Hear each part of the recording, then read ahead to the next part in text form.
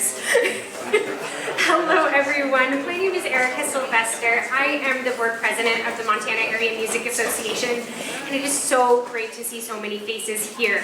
With this, we're at our inaugural evening in Missoula, Montana Music Hall of Fame. We have some amazing artists here. Before we get started, I'm going to welcome to the stage Joseph Reggie.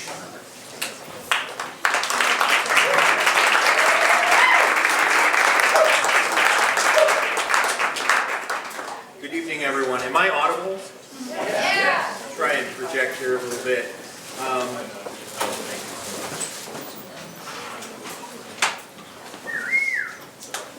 In a room full of musicians, you know that there's going to be somebody who knows how to operate the mic stand. I less so. But thank you, everyone, for being here tonight. In the words of John Trudell, it's a great day to be Indigenous. And yeah, go ahead, applaud that. I get the honor of welcoming everyone here, of course, from the Indigenous perspective.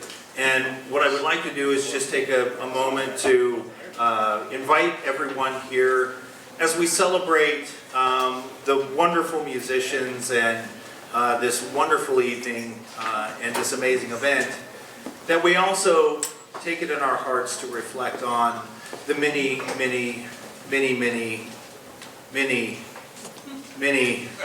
thousands of years of Indigenous presence on these lands.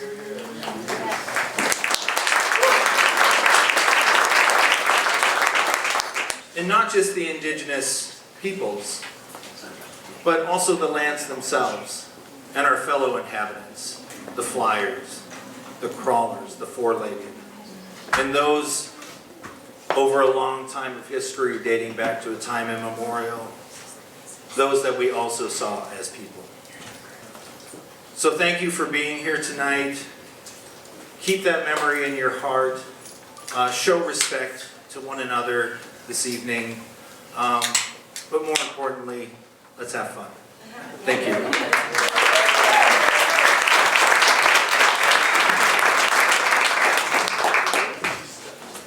Stand fixer. A little shorter.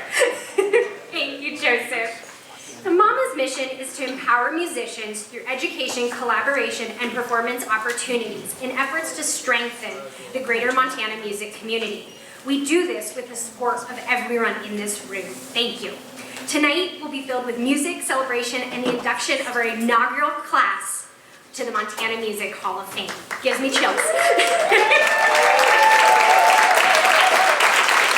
This is a first for us. All of these individuals have helped to shape and enrich the Montana music community for at least 20 years, and we are here to celebrate them tonight. Every dollar raised tonight will go towards fulfilling MAMA's mission and enriching our very own music community through education and those performance opportunities to the future musicians that are in this room as well. Our MC for the evening is MAMA's very own co-founder, Anthony Brown. Anthony is an artist and educator originally from Madison, Wisconsin. He received his bachelor's from the University of Minnesota Twin Cities, where he founded the university's first a cappella group, 7 Days. He has toured nationally as the vocal percussionist of the band Compass Rose, recorded 7 studio albums, and has also written and produced musicals and plays. Anthony is a winner of more than half a dozen of the Madison Area Music Association Awards, a past nominee for Song of the Year at the Wisconsin Area Music Industry Awards, and he is the creator and host of Songwriters Circle in Wisconsin, Seattle, and here in Missoula. He's also appeared, exactly, he's a big name. He's also appeared in a variety of educational and independent films, radio dramas, and live events. Anthony has also a passion for helping kids reaching their full potential, working through local schools and other private and nonprofit programs, and is the host of the Side Kids Show, a YouTube series with Complexity. And with that, Anthony, take it away.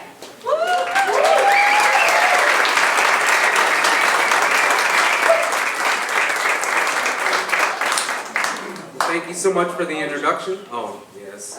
See, now I need somebody to help me with that adjustment. Ooh. There we go. Thank you so much for the introduction, and I am honored to be your masters of ceremony this evening. A round of applause for being here tonight, everyone.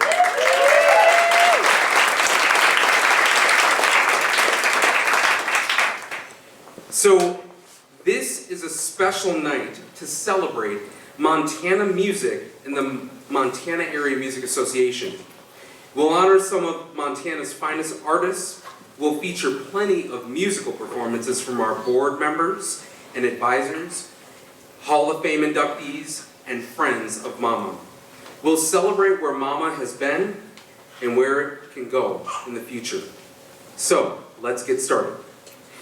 For our first performance, please join me in welcoming Chris and Carrie Hislop, Maria Zepeda, and Matt Keenan.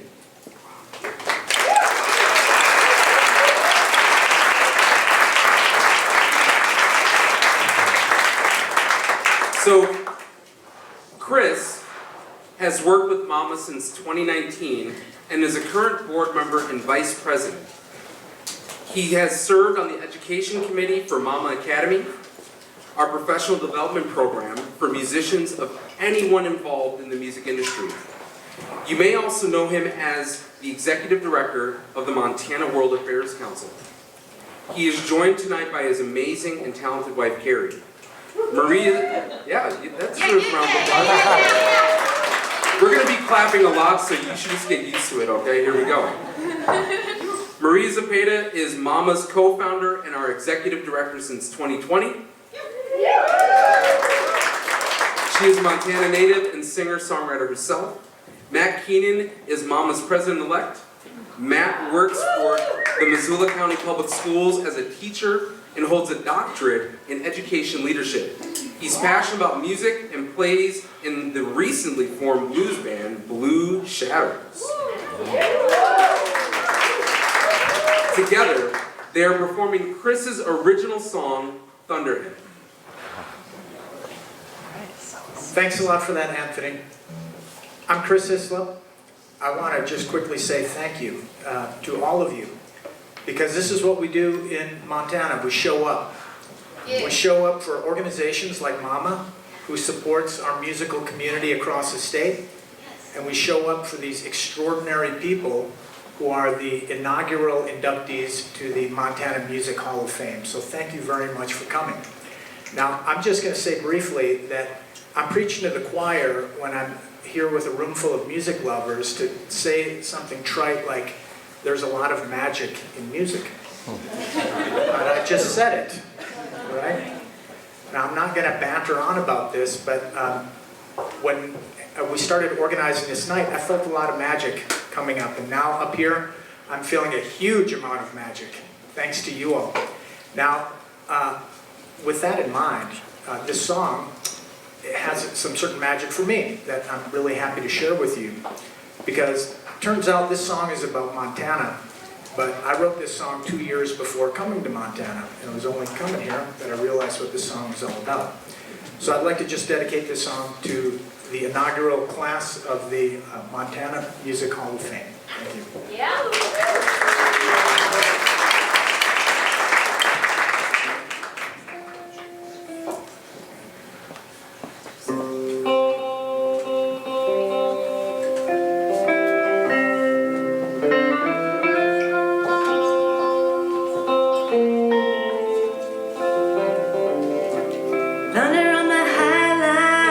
She rolled in, rising up.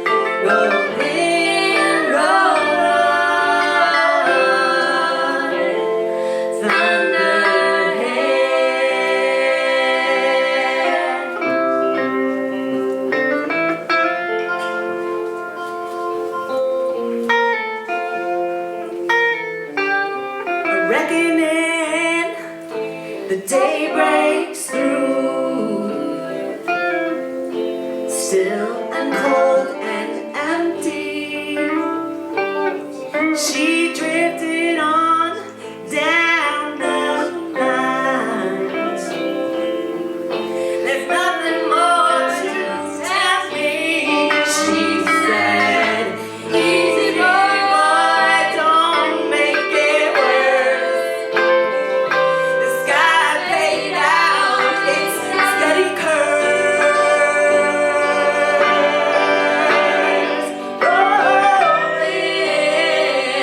rolling,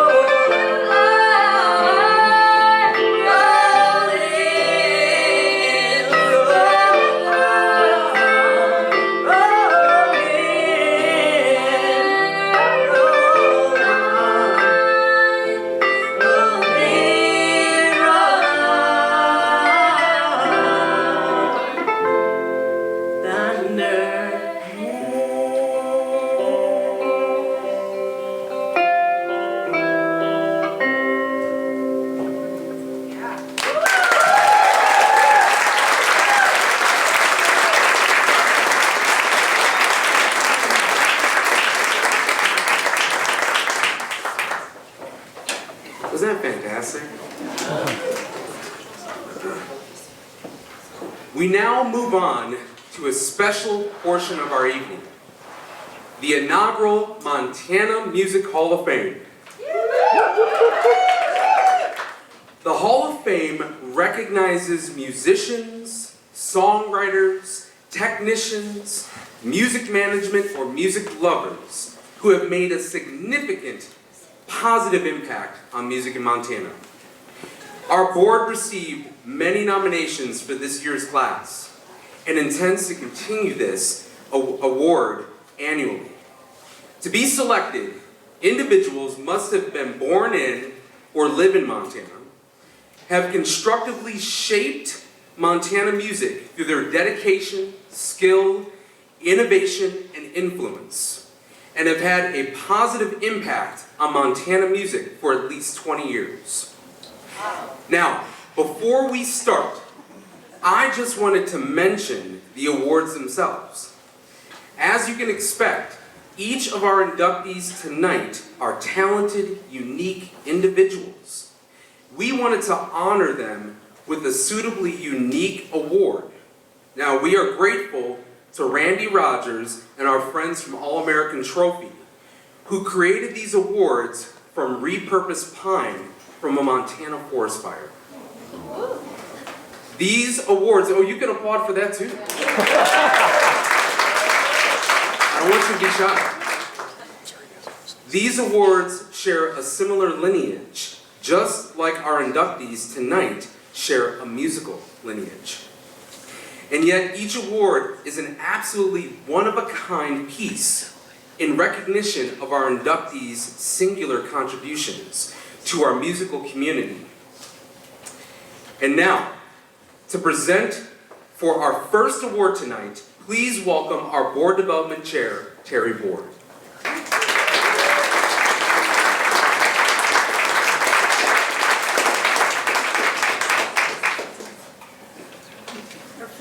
Our first inductee is Jack Gladstone. He's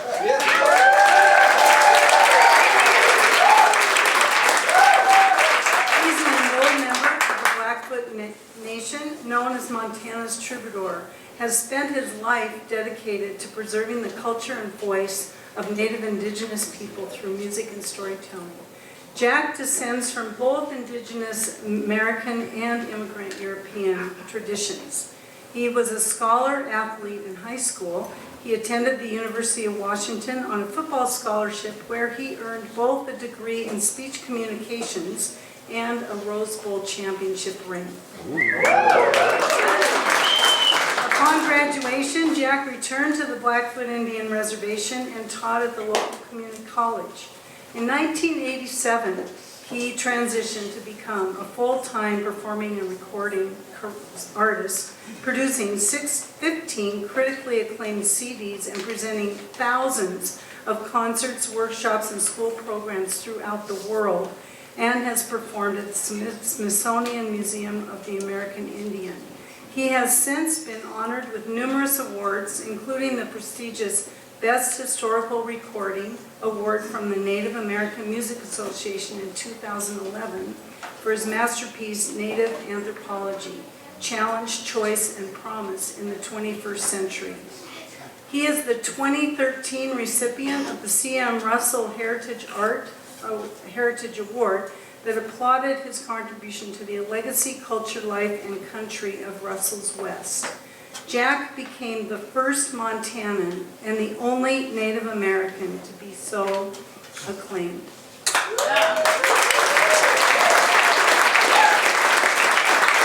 In 2015, Jack was honored by the state of Montana with the Governor's Humanities Award.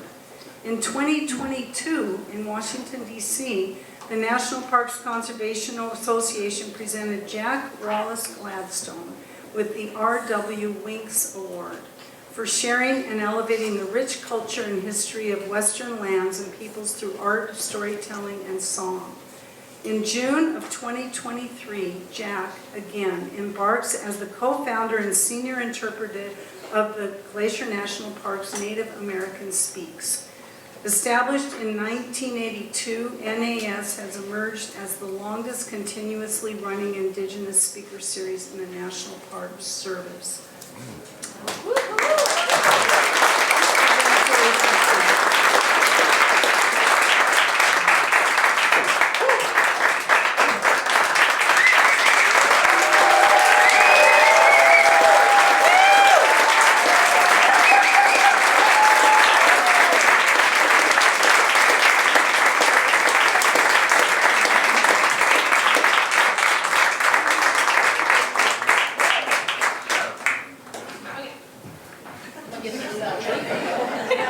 I want to take a picture with you.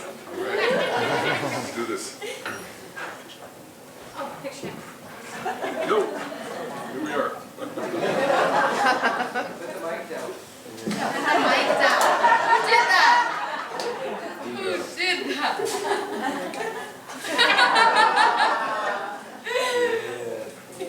All right, we did it.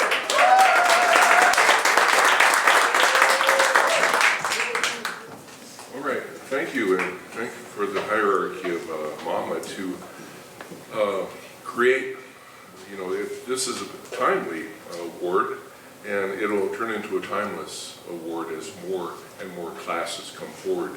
And Montana is on the upswing in a lot of ways. I'd like to go back in time. I'm the product. My mom and dad met after World War II. My mom's full-blooded German American, and my dad's Blackfeet American. And without the great tragedy of World War II, a lot of us would not be in our present form if here at all, with the mingling of cultures and everything. But anyways, I had the lucky start to be born and educated in Seattle, Washington. After my time at the University of Washington with a degree, I went back to the Blackfeet Reservation. And there's one thing that always resonated with me is my grandmother. I was a freshman in high school out in Seattle, and I was boxing, our middle linebacker. And we went at each other for 3 rounds, but my grandma would say, "Akikamat, matatsu." In other words, try hard and never give up. That quality of persistence, that principle of persistence, and keep advancing yourself every day, no matter what, no matter how dark it seems, is probably the single most important thing that both my father and my grandmother unfolded to my experience. Different teachers, different coaches along the ways, they know who they are, and most of them are past, but that idea of a mentor, for all of us recipients and all of us in this room, remember we're probably getting close to, we're at the place to be a mentor to somebody younger. And that is critical. So we have our next generation that's fit to do the job that needs to be done, put it that way. Anyways, I was very fortunate. It was almost as if it was some sort of an airdrop situation where my grandmother passed away in 1980, and I'd written, I think, 1 song. I'd never thought really about that. I sat down an hour before her funeral, and a song unfolded called "Speak to Me, Grandma." and that song I still do today, just the importance of recognizing our mentors and our elders and having that respect and having the essence of spirituality within every one of our communications. That essence is empathy, the ability to surrender your own perspective for a time and try to fully engage and imagine in what the other person is thinking and feeling and dealing with. I would like to thank, it is for the 15 CDs that I have thus recorded. There are the producers, Dave Griffith up in the Flathead Valley has been a principal associate.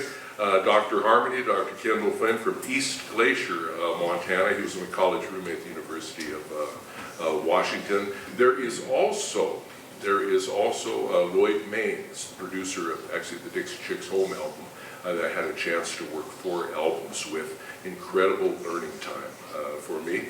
And in addition, there was Phil Auberg produced the last CD. Phil Auberg, if anybody wants the greatest producer, I think maybe in Montana, is right up there with the very, very best. So Phil Auberg, I hope is up here next year. Anyways, also like to thank my first manager, my ex-wife and co-producer of both of my children, Linda Howard. I reached a point in my career where I became unmanageable. And but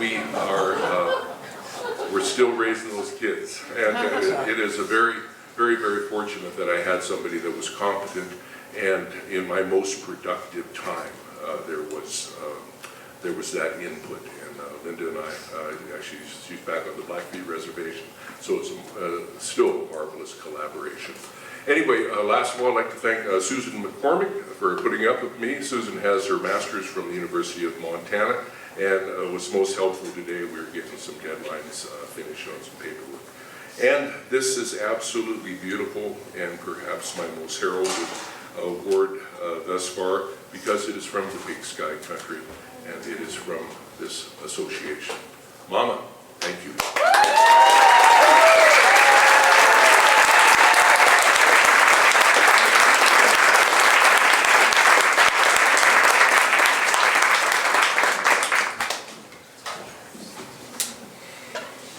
For our next performance, Jack Gladstone will be joined by Rob Quist, another Hall of Fame inductee.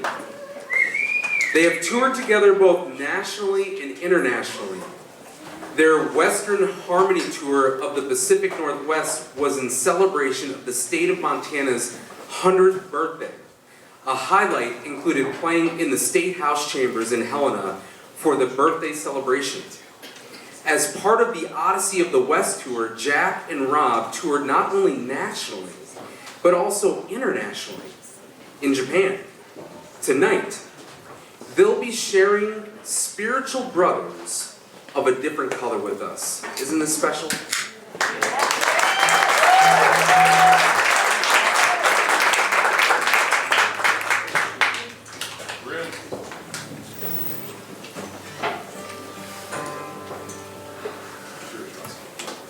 I just wanted to say that, of course, the Western Harmony Show was in celebration of the 100-year birthday of all the states in the Pacific Northwest. Excuse me. And so, of course, Jack and I realized that between the two of us, we'd written a lot of songs that really told the history of not only Montana, but this whole Western area. And so, but when it came to writing a song about the scars that were left between the battles between white and native people, that we knew we had to write a song that would really address that. And so we decided that the best way to do that was to write a song about our friendship. This is entitled Spiritual Brothers of a Different Color.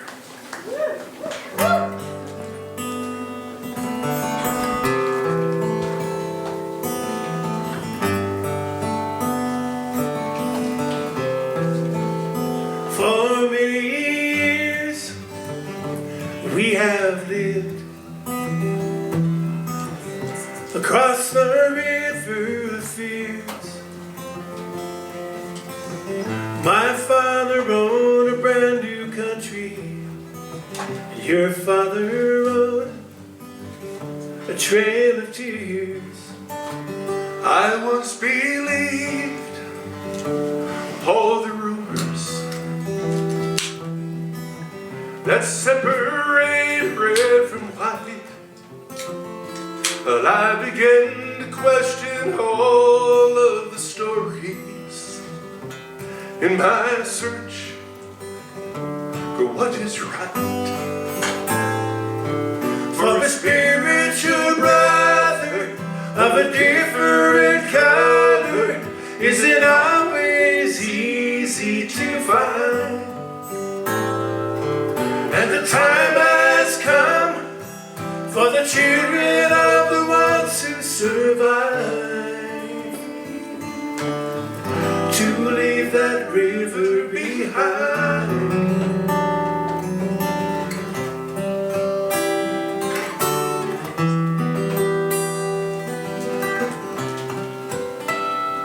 I recall the fenceless prairie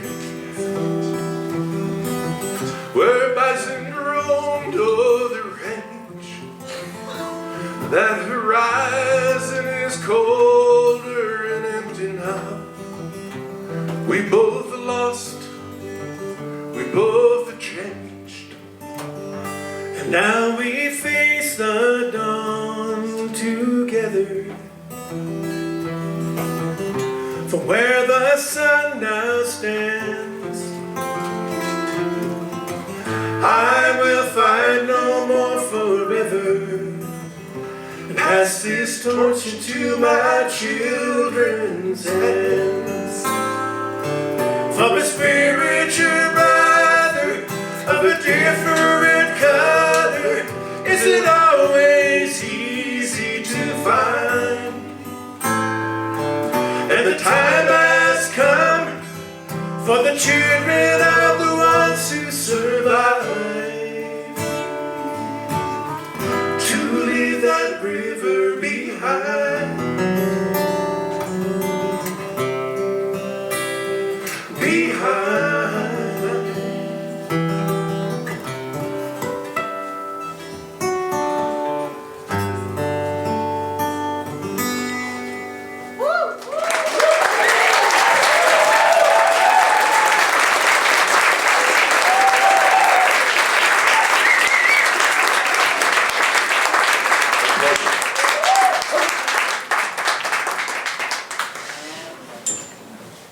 I'd now like to welcome Jack Person to the stage to present our next Hall of Fame award. Jack is MAMA's first student representative on the board selected for a one-year term, so he set the tone for our next student rep. He's graduating from the University of Montana this spring with majors in Management Information Systems and Anthropology. Jack was also a past president of Switchback Records, a student organization affiliated with MAMA. Jack Person.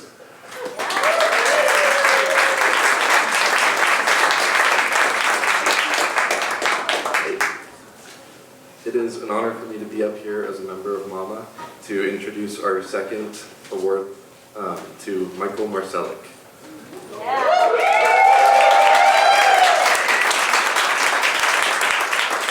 Michael is a radio professional, vocalist, percussionist, and plays many instruments, from didgeridoo and native flute to exotic drums from around the world.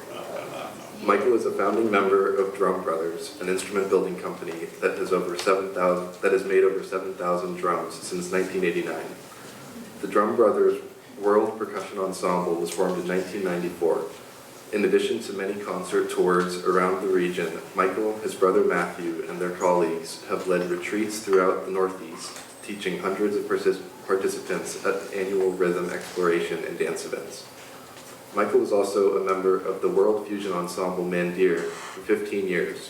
In 25 years with musical partner Lawrence Duncan, Michael performed a musical Dreamtime journey in 15 Montanan cities, helping celebrate the winter solstice and holiday season. He has been a singer with Dulce Canto for 18 years and has served as a board member and board chair for the last 6 years.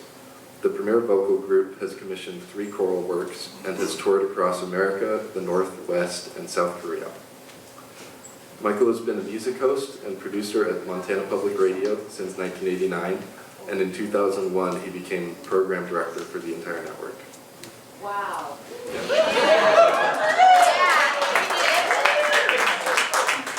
During that time, he has created the Musician Spotlight program in 1993 and hosted the first 4 years of that program. He expanded the program to a full hour with award-winning host John Floridas and placed the show in prime time on the network. On his regular Tuesday freeform music show, he has produced over 1,200 shows and often features Montana recording artists, touring musicians, and arts presenters from Montana.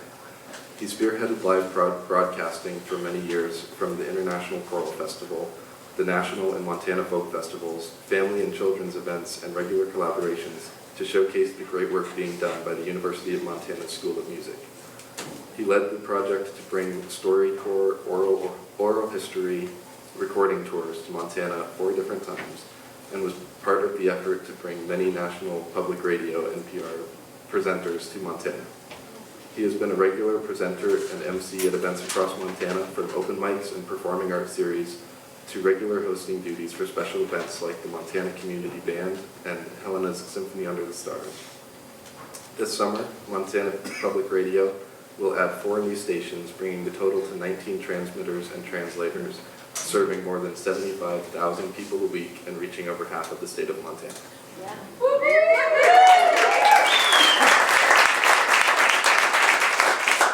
When not doing music or radio, you can find Michael skiing, playing baseball, or motorcycling. And without further ado, allow me to present this Montana Music Hall of Fame award to Michael Marsolek.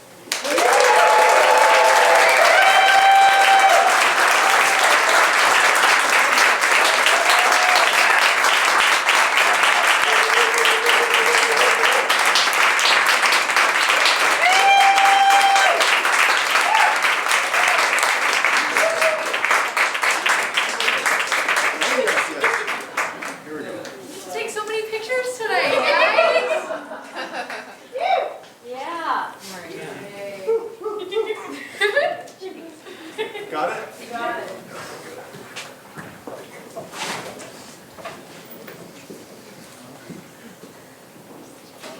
How does the microphone work? What an honor and what a great event. I just want to say how wonderful it is that in Montana we take the time to recognize and we take the time to honor. I think the Montana Area Music Association creating this award that I can't believe it wasn't here already, but I'm really happy that it has been created, and so honored to be in this class of amazing musicians. I've had the great pleasure of playing in lots of different groups and many different colleagues over the years, and Drum Brothers, and of course these other groups. I'm sharing tonight this honor with Beth Youngblood, and we played together for 15 years in Mondeer, and I have to say, Beth, that's still one of my favorite musical moments, is playing with Mondeer, with you. And I'm so honored to be with you tonight. I do need to say 406-243. I knew that would happen at some point during the night, so. I just want to say a couple other things real quickly about some of the other groups, and it's amazing when you have a chance to play with really fine musicians in so many different contexts. I often talk about how lucky it is that I get to play in all these different bands, and I have all these different things. In fact, in just a minute, that'll be when I do the 12-minute didgeridoo solo. For tonight. I do want to mention specifically and talk just a little bit about Drum Brothers and what that has meant, I think, to all of us that have had a chance to do this. We didn't know when we started that instrument building company, and my brother Patrick here was a co-founder of the drum building. The whole drum building idea, I think, was an idea that came from Patrick. And I'm so happy to be able to expand that into something where we're able to teach so many people and play with so many people. My brother Matthew and I have played music together since we were little kids, and many of the groups that I play with have been blessed by his creativity and drive and determination and talent. And I'm sorry Matthew couldn't be here tonight. He's playing a gig in Southern California. But I'm thrilled to say that and mention that just in that one band alone, I got to play with with Casey Halter and Colin Ruggiero and Nathan Zavalny and Lawrence Duncan, and these musicians that I've got to share time with. It's just a wonderful opportunity to bring out these cultural moments and share that when we go and do these assemblies in all these schools all over Montana and Wyoming and show up with drums or teach people for the first time how to drum. It's an amazing thing to experience. I just really am very honored to have had that chance. I often say that we could have been piccolo players. It would have been way easier. The other thing I like to say is we're basically just movers that stop every so often and play music. That's what it's like, traveling, yes. So thank you so much for this honor and for this chance to share with this amazing group of people and to be part of what I hope will be something that lasts for a very, very long time. And I would like to ask you to pledge to support the Montana Area Music Association. Thank you very much.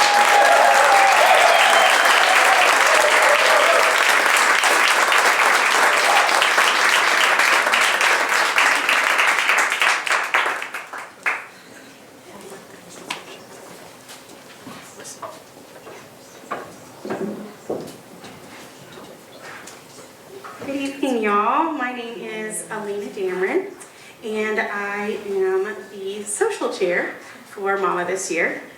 And it is my great honor to announce the next award to MJ Williams.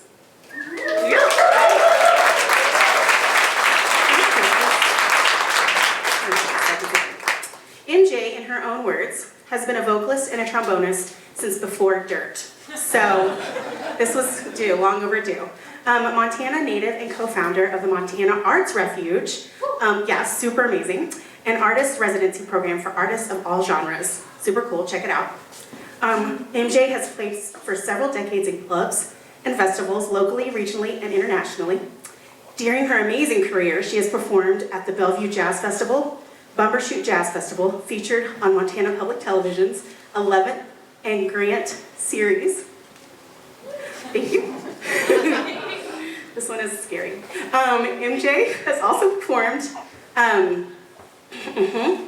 as a member of the Tappan Roberti Quintet, featured on Montana Public Television 11th and Grant series. Yes, thank you. She also performed in Paris, France. It's amazing.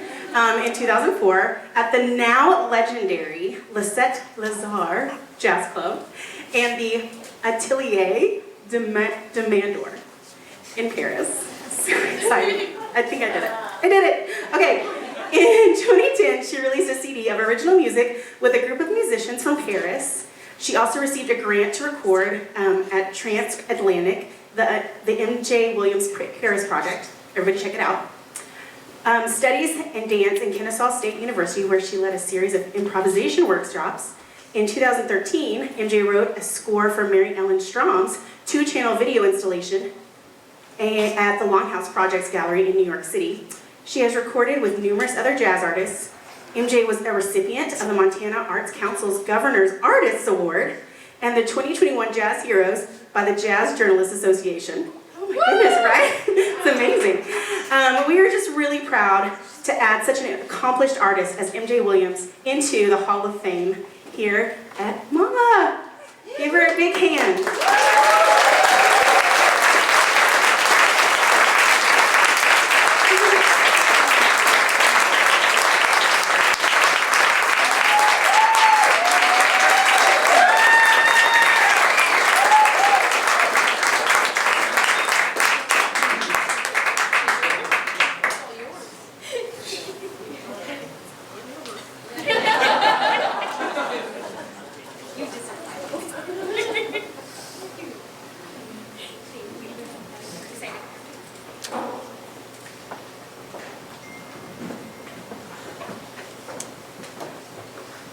hold my hand. Don't worry. I'm okay.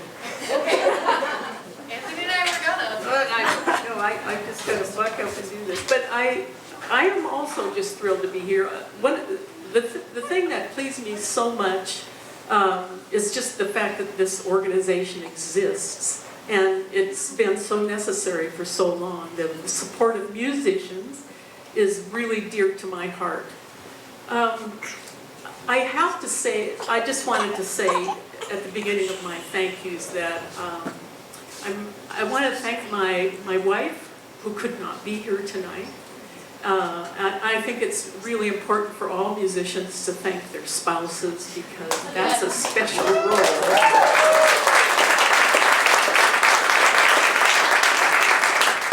Unless your spouse happens to be a musician, in which case you'd be thanking God that one of you has a good paying day job. So I just wanted to get that off my chest. I'm a jazz musician. My father was a jazz musician. He was raised in Montana. He wasn't exactly born in Montana, but soon after he moved to Montana. Grew up on a ranch, fell in love with jazz, I imagine, very early in his life, and after World War II. That was a great hotbed of local Montana jazz players. It's an amazing story. I've gotten to listen to it. I've gotten to watch it all my life, and it's a very proud tradition, because I don't think it's the most popular music form in the state, but it was, understatement, yes, I guess. But to me, it spoke about a larger world. Not that I didn't love growing up in Montana, but what jazz had to offer me was an enormous education about other parts of the world, other races, other, milieus of every kind. I mean, it was just stunning what was being said by this music, which I didn't, the only way that I heard a lot of it was by recording. So, and then live music later on, and then I was mentored by these really great people. And from all walks of life. So I don't want to get too drifty here, but I just want to say, when you're a musician and you're listening, and when you really listen to other musicians, you take a little piece of them, some little particle of them becomes you. And to me, that's the honoring. And this is what this is tonight. It's a lovely honoring. And that's the music tradition. It honors individuals, it honors cultures, it honors humanity, and hopefully it honors the earth.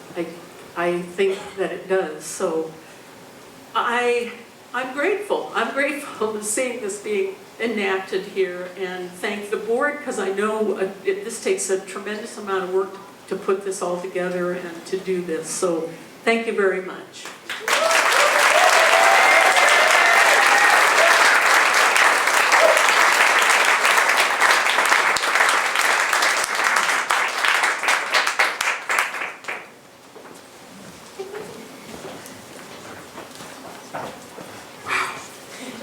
Wow, I am just learning so much tonight, and it's as someone who's from Wisconsin, it's like we have our, what I would say our legends of Wisconsin, but I also just want to say just how blessed I am by all the inductees and what they have done here for this music community. So wow. And with that, here's the transition. So I'm going to need all of you to join me in welcoming trombonist, composer, educator, and MAMA Advisory Board member Naomi Moon Siegel to the stage.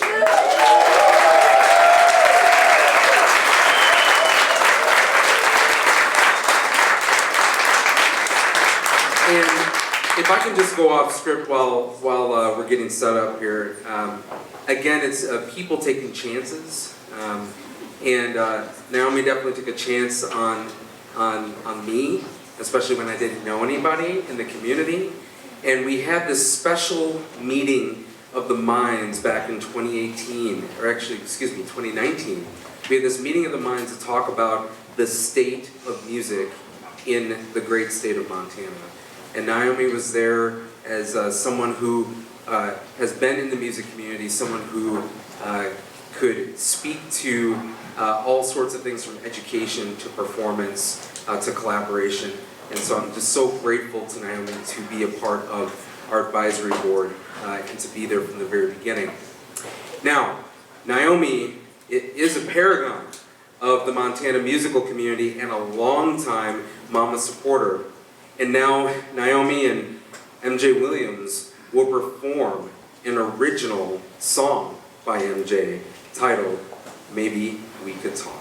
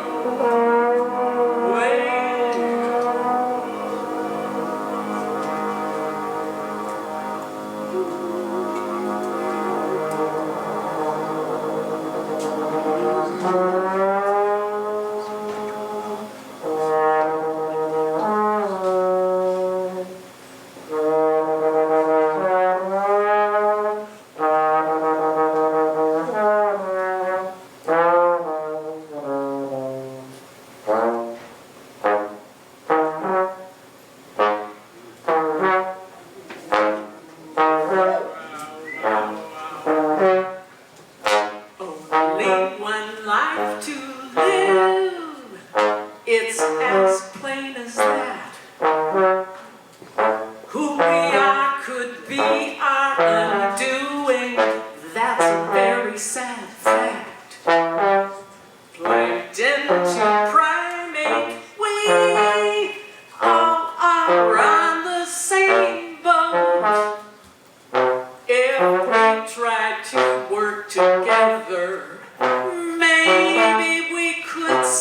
afloat. I believe in science. Maybe we could talk. Can't ignore the fires. Time to walk the walk.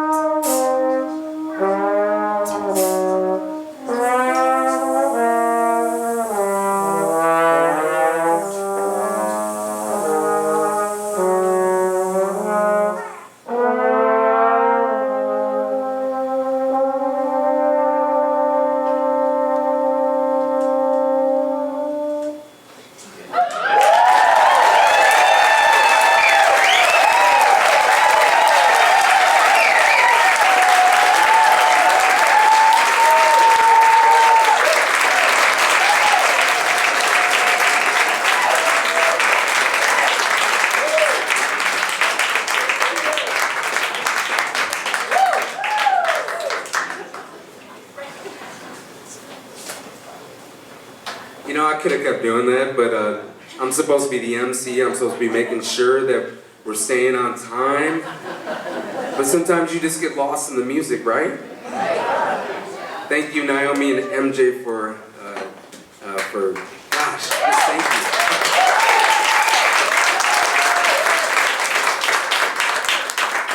So, you may be wondering, what exactly is MAMA about? This year, our board came together to review our organization's mission, vision, and values. MAMA's mission is to empower musicians through education, collaboration, and performance opportunities and efforts to strengthen the greater Montana music community. We do this through a range of programs like Songwriters Circle Montana, which you'll be seeing later this evening, Miles of Music, and MAMA Academy. These programs give us the opportunity to act on our core values: equity, diversity, creativity, individuality. How have we done this? Through your support, we have paid over 100 artists fair wages during Miles of Music, Songwriter Circles, and other events. 8 promising artists have graduated from MAMA Academy, our professional development program.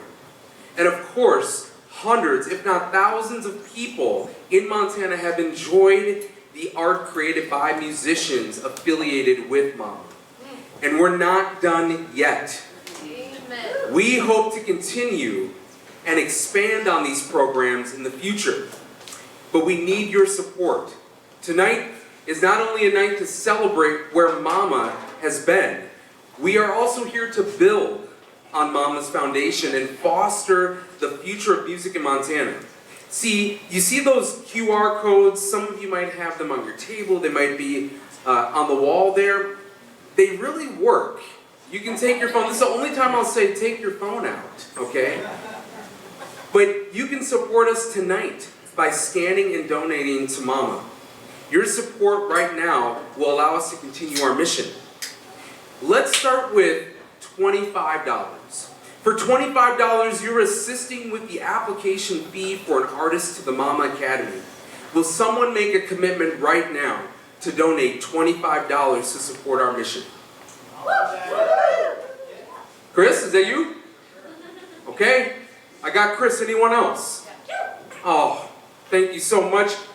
Our wonderful board treasurer, Amy Esp, is walking around, so please make sure you can make any payment out to Montana Area Music Association. We are so thankful for your support.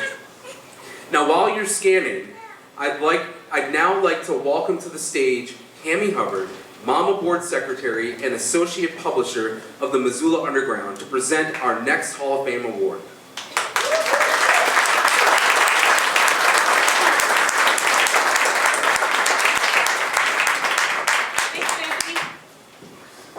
I'm Tammy Hubbard, and I am MAMA's Board Secretary. Yeah. Yeah.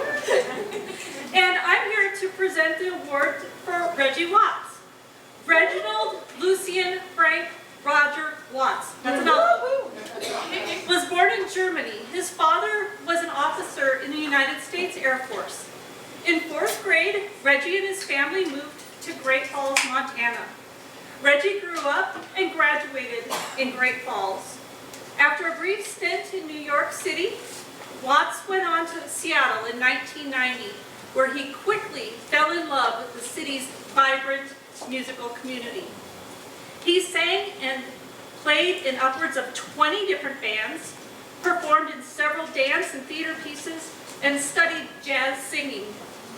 Watts currently serves as the band leader and announcer for the Late Late Show with James Corden.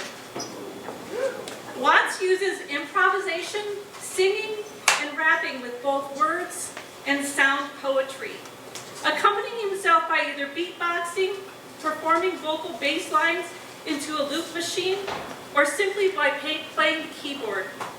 He showcases his trademark style of stand-up comedy, consisting of him rapidly alternating between topics of discussion in both rational and nonsensical manners, making random sounds and noises and speaking in other accents and languages at unexpected times, all with the intent of playfully and comically disorienting his audiences. It is my great honor to induct Reggie Watts into the Montana Music Hall of Fame.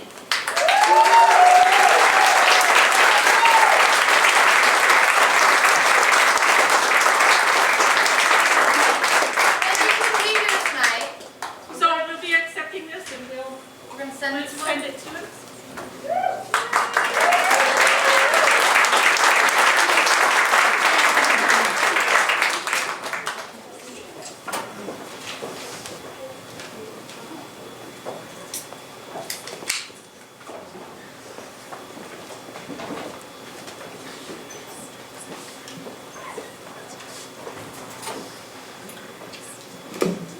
I'll just hold it.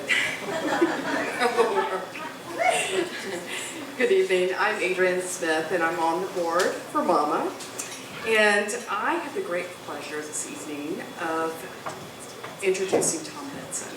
And he is our next inductee into the Montana Music Hall of Fame. Tom Bensen is a fixture in the Missoula and arts community. His dedication and commitment to bringing the arts to the community are of lasting impact. Go to just about any music show in town, and there is a better than average chance Tom will be there, enjoying the music and connecting with his many friends. Tom has lived in Missoula since 1986 and served as Executive Director of Arts Missoula, formerly the Missoula Arts Council, from 2004 to 2022. Tom was the director of First Night Missoula for 25 years. He has served on several local nonprofit boards and was the regional representative on the advisory committee for the First Night USA. He is currently a member of the Missoula Symphony Choral and is a vocalist with the Ed Norton Big Band. In addition, he was a member as well as the board chair of Dolce Canto in 7 years, and in the 1990s he sang with John Fortis in the Big Ensemble. Through an incubator program, Arts Missoula has acted as the fiscal sponsor for fledgling projects until they were able to apply for their own 501(c) status. The Montana Area Music Association is one example of this. Tom served as MAMA Board President 2021 to 2022. The COVID pandemic was especially hard for artists around the world. Thanks in large part to Tom's efforts, our Missoula arts community buffered this storm. Please join me in welcoming our friend, art supporter, community leader, Tom Bensen.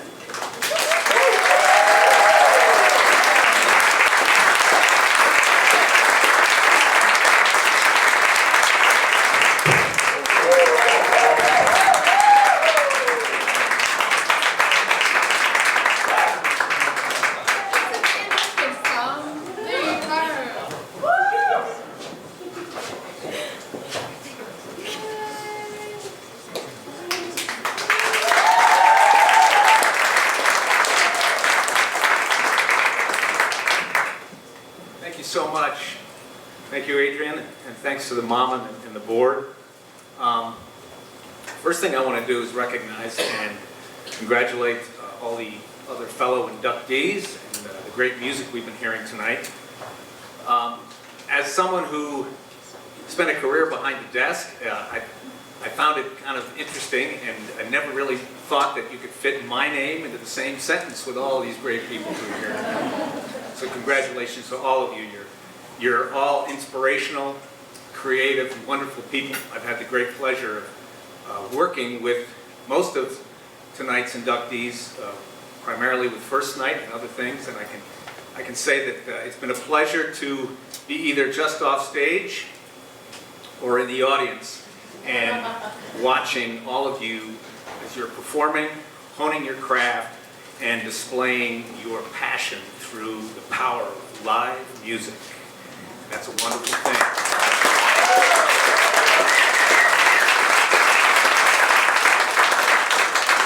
A few years ago, I caught wind that there was this group of younger folks, younger than me anyway, who were starting a music association here in town. In my capacity as director of a local arts agency, I thought I better check it out, find out what they were doing, see if they were a threat.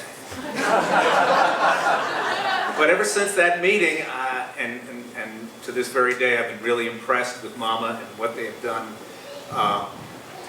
and the determination and resilience of this wing, and allow them to grow until they were able to fly away, leave the nest, and as you can see, they've done very well with that. But it's still, all that said, this is a challenge. It's a challenge to keep this going. And MAMA is a small, emerging nonprofit.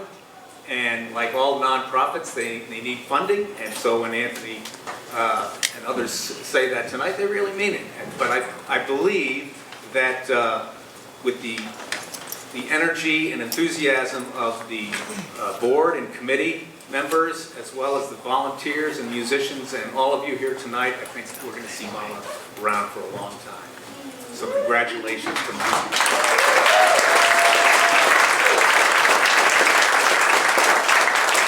Had a great ride as Director of Arts Missoula in the Arts Agency and working with First Night for all these years. And finally, I'd like to thank my family for a lot of things, actually, but particularly in terms of their influence in music and my music appreciation through the years. From my parents, I learned about Glenn Miller and Benny Goodman, the Mills Brothers, the Kingston Trio. From my oldest brother, I learned about doo-wop and Elvis, and later on Motown and Otis Redding. From my middle siblings, I'm the youngest, and my middle siblings introduced me to the Beatles and everything that followed from that. And we had one of those, in our house, maybe some of you are familiar with that, there was a living room with one stereo system, high fidelity stereo. It's a big thing, you know, with the big speakers and everything. And it was always, it was kind of a competition about what music are we going to hear, you know. And so we heard a lot of different music, whether all from that era, whether it was Joan Baez and James Taylor, Carole King, that my sister loved, or some of the music my brother loved, Blood, Sweat, and Tears, and the Allman Brothers Band, and occasionally I'd get in there, and eventually I picked up on some groups that I liked, like Little Feat, Grateful Dead, and occasionally my parents would kind of drop the bomb and say, we're going to listen to a Broadway musical. I took it all in. I took it all in like a sponge. I'd like to thank all of them. I'd like to thank my wife, Susan Israel, the voice of Morning Classics on Montana Public Radio.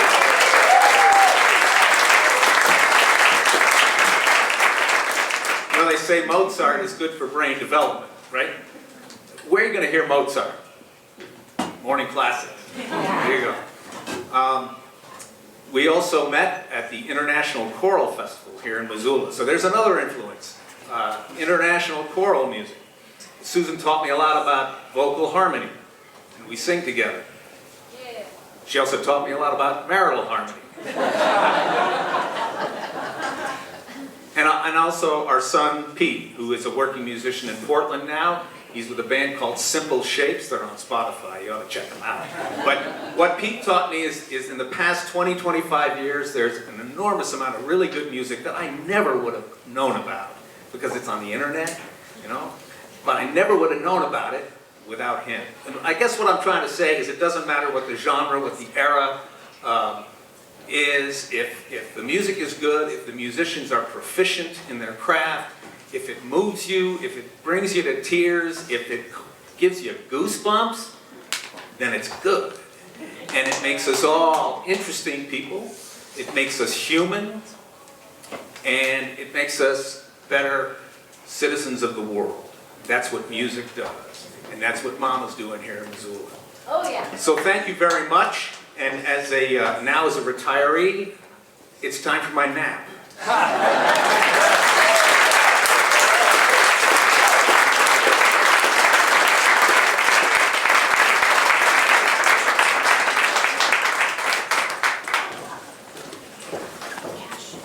I do remember Tom walking in to one of our first MAMA meetings, and I just wanted to take that time and also to say thank you, Tom, for taking that chance on our organization and for mentoring and guiding us. Thank you. All right. Our next performance of the night is from Arwen Baxter. Arwen is a University of Montana graduate and was also a member of Switchback Records. She is a singer-songwriter, actor, and poet. whose music is rooted in storytelling and revolves around themes of place and resilience. You can find her album Wild Season streaming now, and her poetry book Anchor Ice is available at Fact and Fiction. Arwen is performing her original song, Spare Life.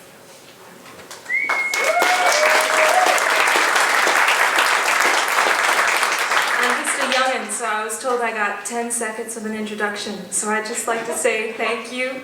It's really lovely to have a mama in my life. And it's an honor, and an honor I don't take for granted, to live and work and make music in this place and in this community, and to be here tonight with y'all. This is a song about coming home.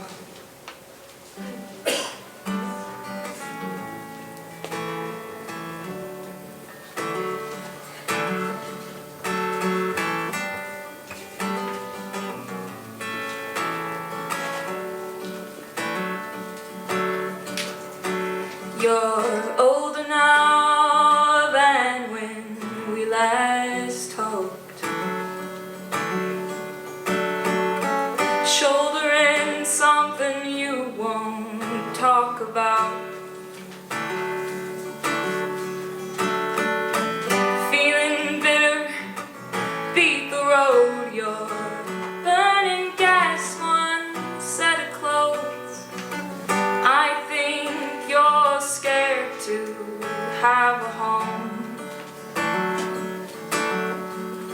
Could you stick it out, come to stay, finds no remedy, welcome to another day, decade, century, rivers cool, waters fine, people change all the time, growing straight as the pines, brother, spare a life.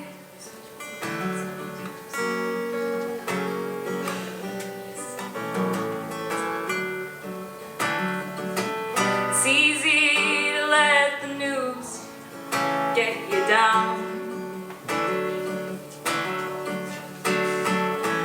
Easy to think the worst has come around. Easy isn't always right. I've learned to love the little light. Plant your feet firmly in the ground and stick it out, come to stay, fighting's no remedy, welcome to another day, decade, century, rivers cool, waters fine, people change all the time, growing straight as the pines, brother, spare a life.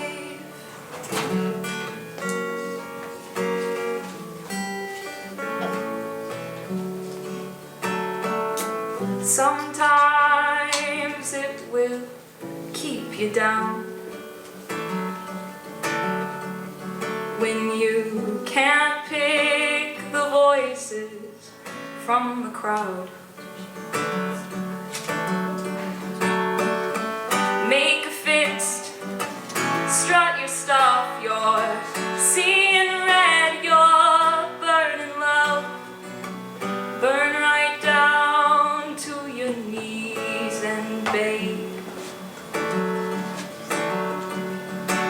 Now I will bend, but I would never break. I've learned the quiet music of the ache. We could sit beside the riverbank and try to do some listening. We could live life slow and wide awake. Just stick it out, come to stay, build a little legacy, caretake the place with me. Lost isn't always free, step right outside yourself. You were born, raised in hell, we could stand up to strife, brother, spare a life.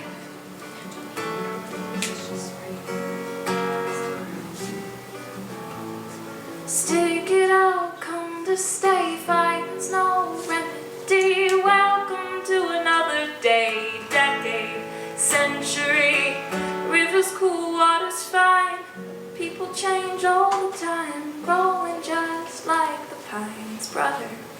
spare a life.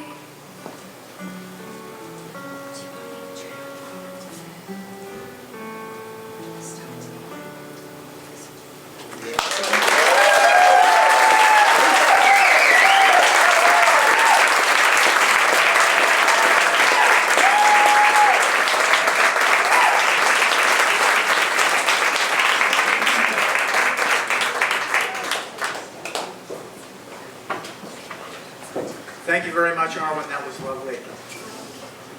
I'm Chris Islip from the Montana Area Music Association's board. I was wondering, actually, with 30 years making music in one of the greatest rock and roll bands of all time, is that enough to get you into the Hall of Fame? A band who has dozens of albums, who are still creating and playing and touring, who were themselves inductees into the Rock and Roll Hall of Fame in 2017, and whose music, when I heard it in the early 90s, was like, I do recall this, it was like, I heard it, and everything before that was just vanished, and suddenly all of this other great music came ahead. That band, of course, was Pearl Jam. Yeah, that's right, exactly right. One of the greatest rock and roll bands of all time. Now, you'd think it would be enough just to say that about Jeff Ament, the bass player for Pearl Jam. But I don't think it is enough, or at least it's not the full story. Jeff was born here in Havre. He went to school in Big Sandy, and in the early 80s, he packed his bags and he went to Seattle. And there, most of us know the story, or some of it, of course. He joined Pearl Jam, and I'm not going to bother telling that story, in fact. Let me tell you another story about Jeff Ament. Not only was he a founding member of Pearl Jam and wrote much of some of the music of the band, but Jeff has also written and recorded 3 solo albums himself. His latest album, which he created, recorded, and released during COVID, is aptly named I Should Be Outside. And if you haven't heard it, I strongly suggest you do. I just want to read quickly one of the reviews, a short review on that album. The writer says, "This is a meditation on family, society, and grief, all of which are made even more powerful by the portraits that accompany them." The portraits that the reviewer is referring to is also, Jeff is a prolific artist, a painter and a graphic artist, whose art you will see on many albums and posters of Pearl Jam and other bands. Jeff also wrote the soundtrack to a TV series called Under the Banner of Heaven. Now, if you haven't heard that, I'm speaking to all the artists out there who have struggled in their lives to connect the earthly with the celestial. I mean, that's one of the biggest things you can do as an artist, right? If you want to get some motivation to make that connection, you should listen to that music that Jeff made. It's quite extraordinary. And when you go outside in Montana and you look up at the sky and you look down at the earth, you can see where that music came from. Many of us also know that Jeff supports the community here in other ways. He and his philanthropic association has built 25 skate parks. He's a board rider. He loves to ride any board, skateboard, snowboard, you name it. And he likes to share this love with communities all across this state. There's one here in Missoula, and St. Ignatius, and Browning, and across the state. And it's a real comment on the things that Jeff values. Not just music, not just art, but community. So Jeff Ament, musician, songwriter, artist, board rider, philanthropist, Montanan. Welcome to the Montana Music Hall of Fame.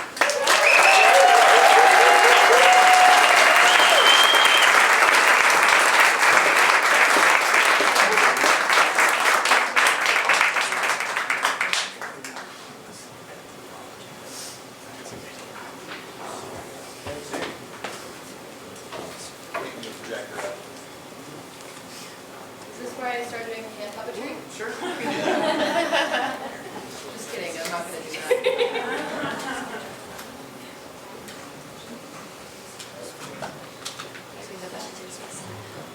Take a picture. Let's take a picture. Let's take a picture while we wait. All right. Great.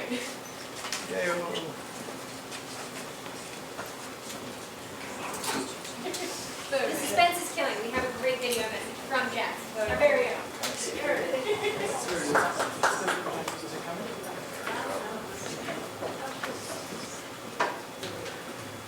I want to thank everybody at the Montana Music Hall of Fame for including me to be a part of the inaugural event tonight. I'm so honored to be included with all these other great artists, including Reggie, Rob, and Jack, for the Michael Avery Award. I've always considered Montana to be my home, so to be recognized by so many greats, my peers, all the locals, it really means the world to me. I wish I could be there, but we're currently on the other side of the country doing what we do.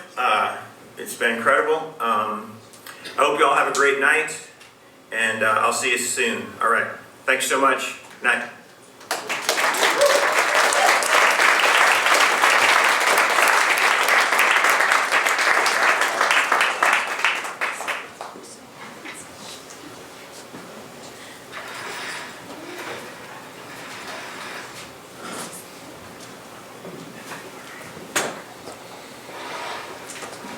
So, we're grateful to Jeff for joining us via video, and I just want to say, isn't it great to gather together in person?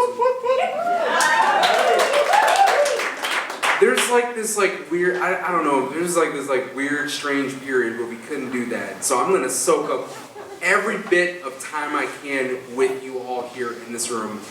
This is a once-in-a-lifetime opportunity.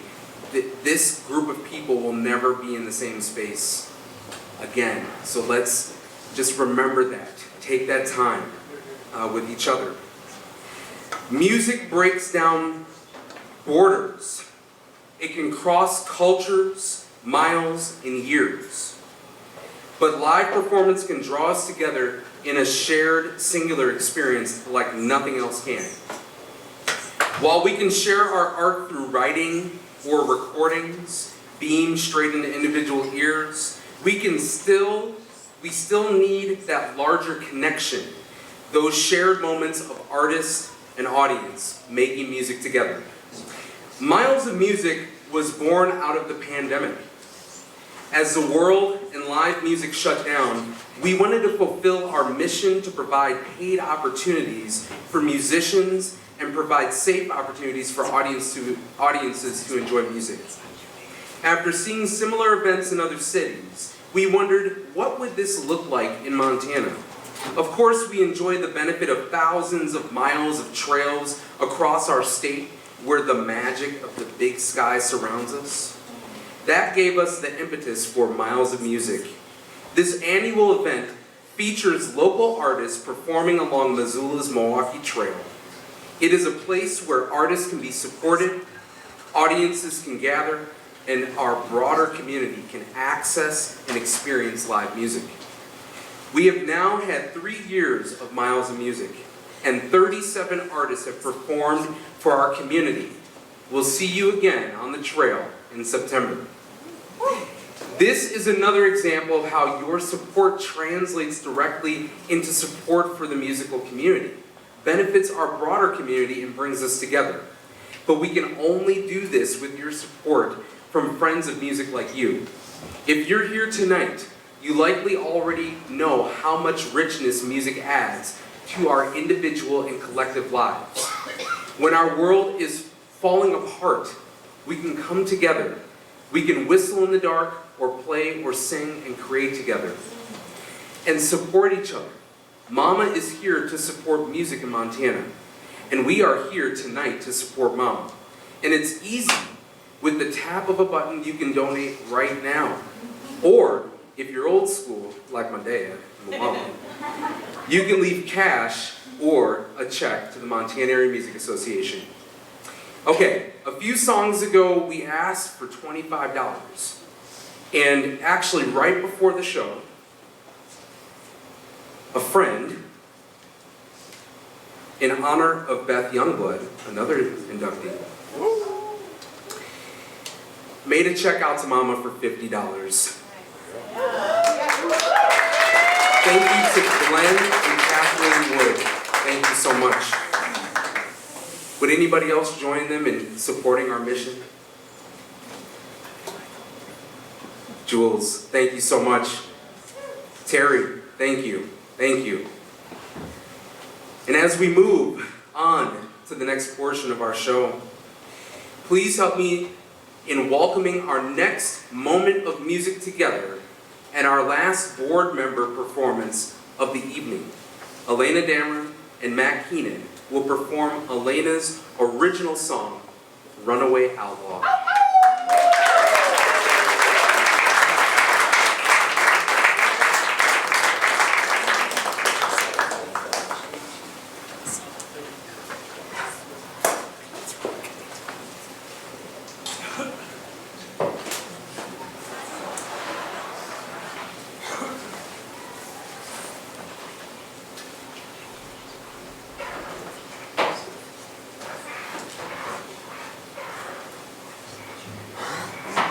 Thank you again for being here to support our mama tonight. I also do 50. Thank you. You're welcome. Here it is. Okay, I got a little extra job in today. So, that's exciting.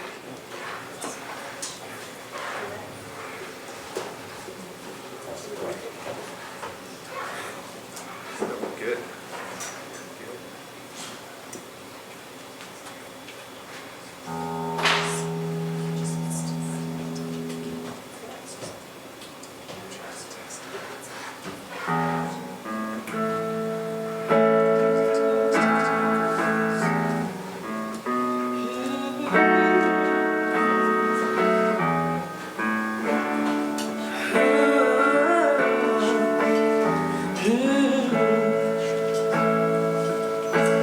Dear runaway outlaw, just trying to survive. Well, you've seen the whole world, but you're losing your life.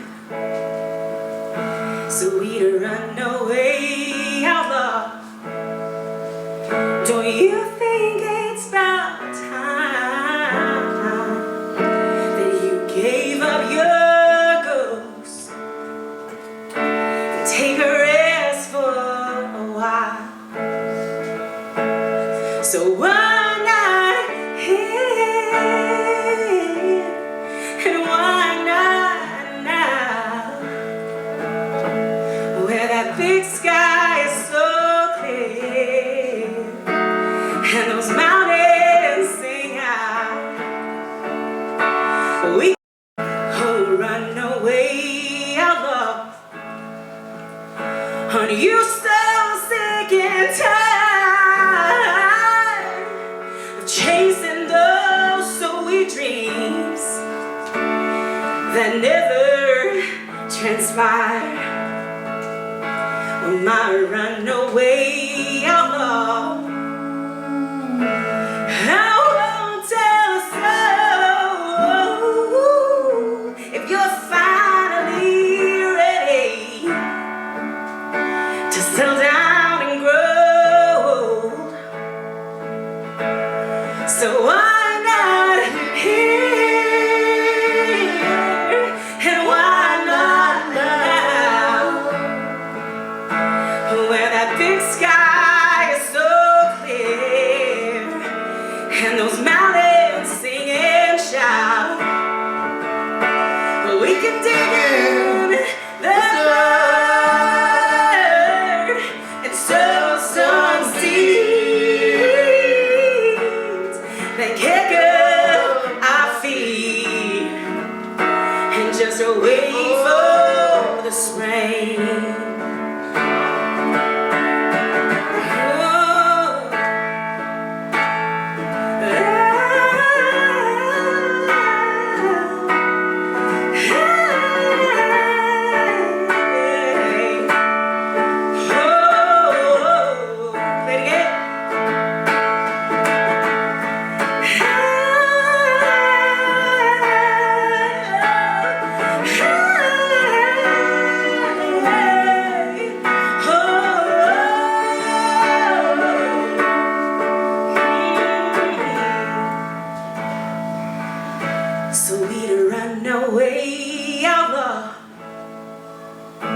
If you wanna survive, you gotta give up the whole world and save your own life.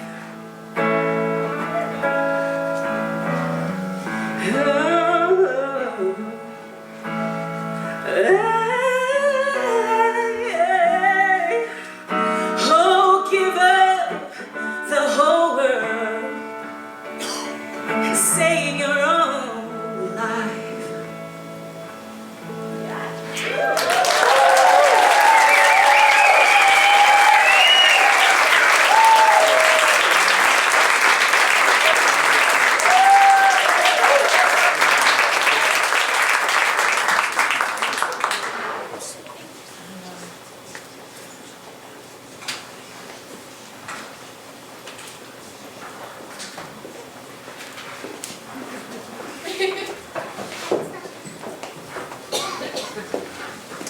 Give it up for Matt Keenan.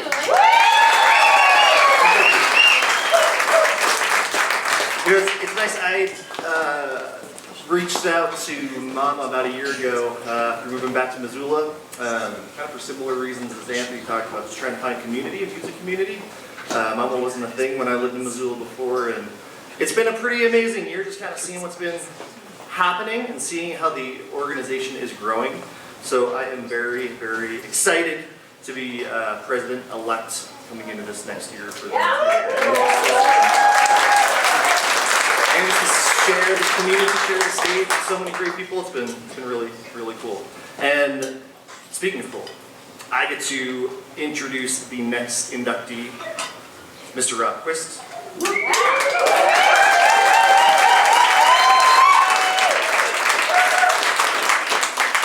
Robert Quist is a gifted singer, songwriter, poet, and instrumentalist who plays the guitar and the banjo.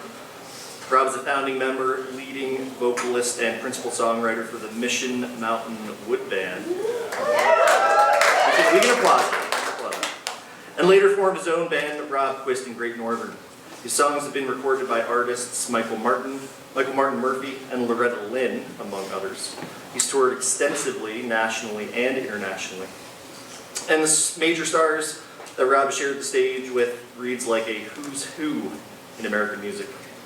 He's known as a musical and cultural ambassador for the state of Montana and was appointed to the Montana Arts Council by Governor Brian Schweitzer. He's also a skilled politician and was the Democratic nominee for Montana's sole congressional seat in the 2017 special election.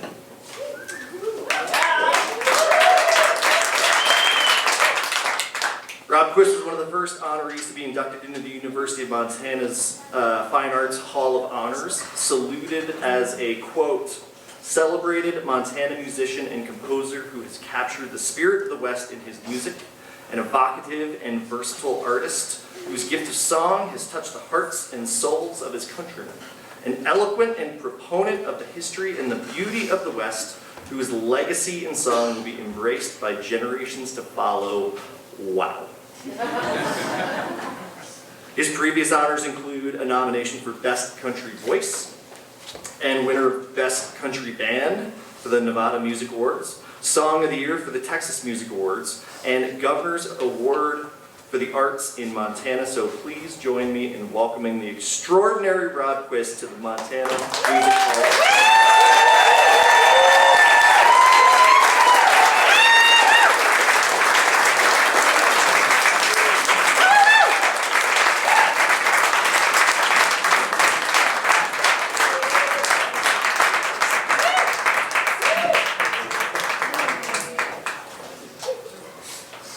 It's photo time.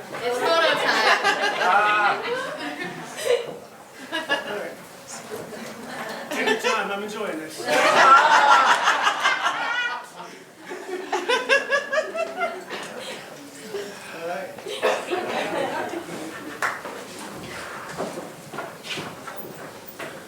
Thanks very much. Well, I sure wish that my mother Helen could be here for this, because when I was a sophomore in high school, I went to her and I asked her if she would pony up $20 so I could order a $39.95 Silvertone banjo out of the Sears and Roebuck catalog. And I think that she probably would think that it's a pretty good return on her investment. But my dad was not quite so excited though. He said, I want you to go to the basement, take that damn thing with you. I've had to suffer through a lot of banjo jokes from these Nashville acts over the years, but it didn't faze me a bit. But thank you so much to Mama for this great honor. This is really flooring to me. And I think it's only fitting that Mama is based here in Missoula because to me, Missoula has been such a mecca for great bands, over the course of the years, and it's so great to see that there's such a thriving community here. So, best of luck for the future of Mama here in Missoula. And it's been a special thanks for me for a lot of the musicians that I've played for over the course of the years. One of my best buddies right here, Don McDonald, and I, we kind of had this little trio together, and. So Don came to me and he said, I think we could probably get some work over in the Pacific Northwest, and playing lounges, throughout. And I said, you're kidding, really? He says, yeah, but they want to have a name. They want to have a name of the band. And so we're sitting there trying to think of everything you can think of, all the ridiculous things. And so somebody said, well, who's in the band? I said, well, it's Devlin McDonald and I. Everybody went, So we played over the Pacific Northwest and around Missoula for 3 years, and then Don went to law school, and we formed the Mission Mountain Wood Band and went on tour for 10 years, and then three more years with the Montana Band, playing all over the country, and boy, what a ride that was. We were playing for like Hell's Angels boat parties and on a ferry ship in the New York Harbor, and we were playing for the real hoities at the Jazz Club and Mr. Kelly's in Chicago, so then, but in 1984, I decided to leave that band and go to Nashville to pursue a songwriting career where I got to work with many Hall of Fame songwriters and really hone my craft. But I realized that my muse didn't follow me to Nashville, that I just missed Montana way too much. And so I had to come back and write songs about the big sky. So that was just such a great move for me, and I'm really gratified. It was one of the heartbreaks, though, was that after I left the Montana Band, of course, they all perished in a plane crash at Flathead Lake on the 4th of July of 1987. So that was really one of the low points of my life. But I feel their presence here tonight, though. So I just also want to thank my family, who has been such a sanctuary to me. They share my love of music in Montana, and special thanks to my wife, Bonnie, who has been such a great life partner to me for all these years.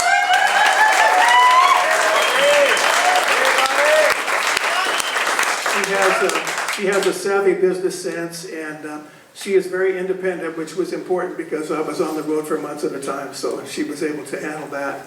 But mostly, I think I'm most thankful for the fact that she has been such a great inspiration for some of my favorite songs. So that's when I got the news about this award, I was sitting with one of my oldest friends. We'd known each other since we were 3 years old.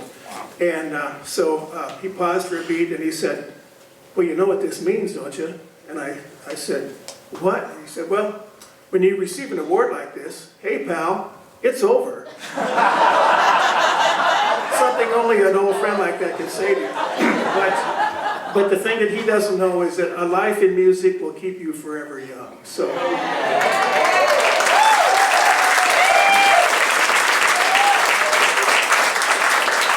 But thank you, Montana. I also want to thank everybody, whoever came out to our concerts, because without all of you having done that, this night wouldn't have been possible for me. And also, I just want to say that it's time that we spread a little joy to in a world that is in dire need of joy. Let's go spread a little music and love. Yeah.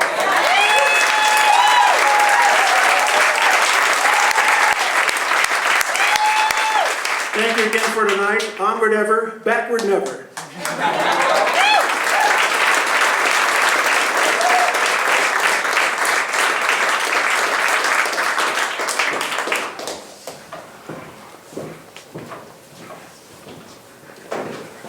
Hello again. I have the honor, fix the microphone because I'm way shorter. I have the honor of inducting our final member to the Montana Music Hall of Fame, Beth Youngblood.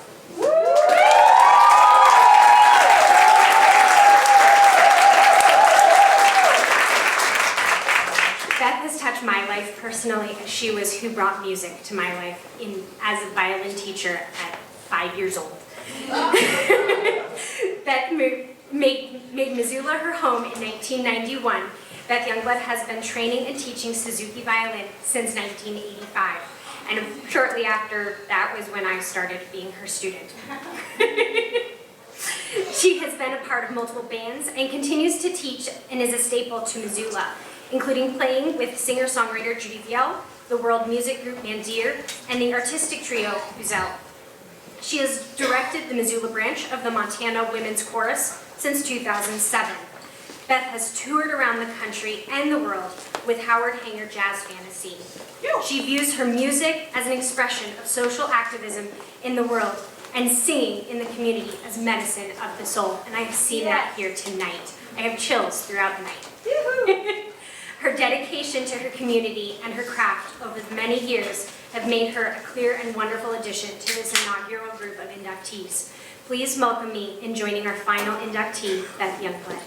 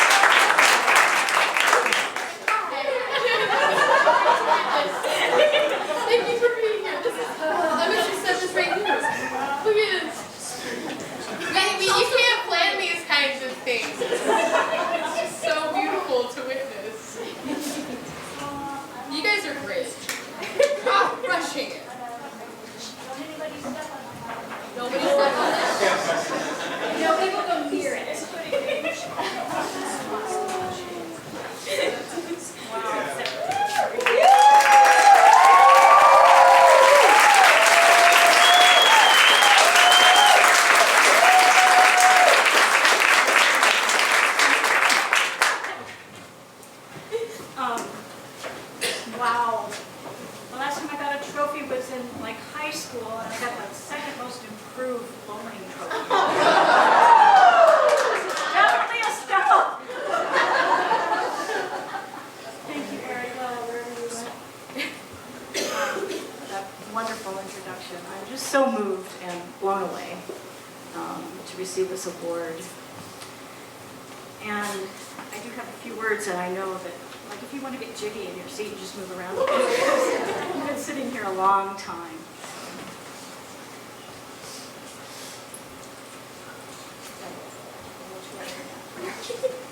I got it.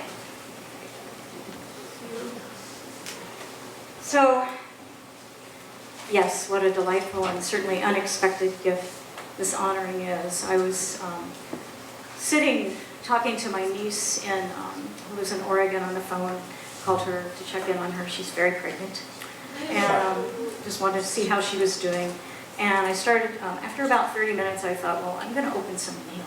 So I thought I was opening a piece of junk mail, actually. And is that about the farthest thing from junk mail as I could have gotten to receive this award, the announcement of this award in that letter.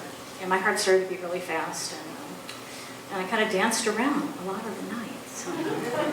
And I, like the bowling trophy, I think the last time I was inducted to anything, I was about maybe 4 years old, and the Women's Christian Temperance Union came to the parsonage where I was a preacher's kid in Terre Haute, Indiana, and they got us to, they extracted all kinds of promises from my sister and me. I think I was 4 and she was 7. Which of course we didn't keep, right? But they put a bracelet on us, and so that was a real treasure. So my first thought on what to say this evening was just, I was surprised by this, kind of, but it's a plea and a plug that we do all we can to support the arts in our public schools. Yes.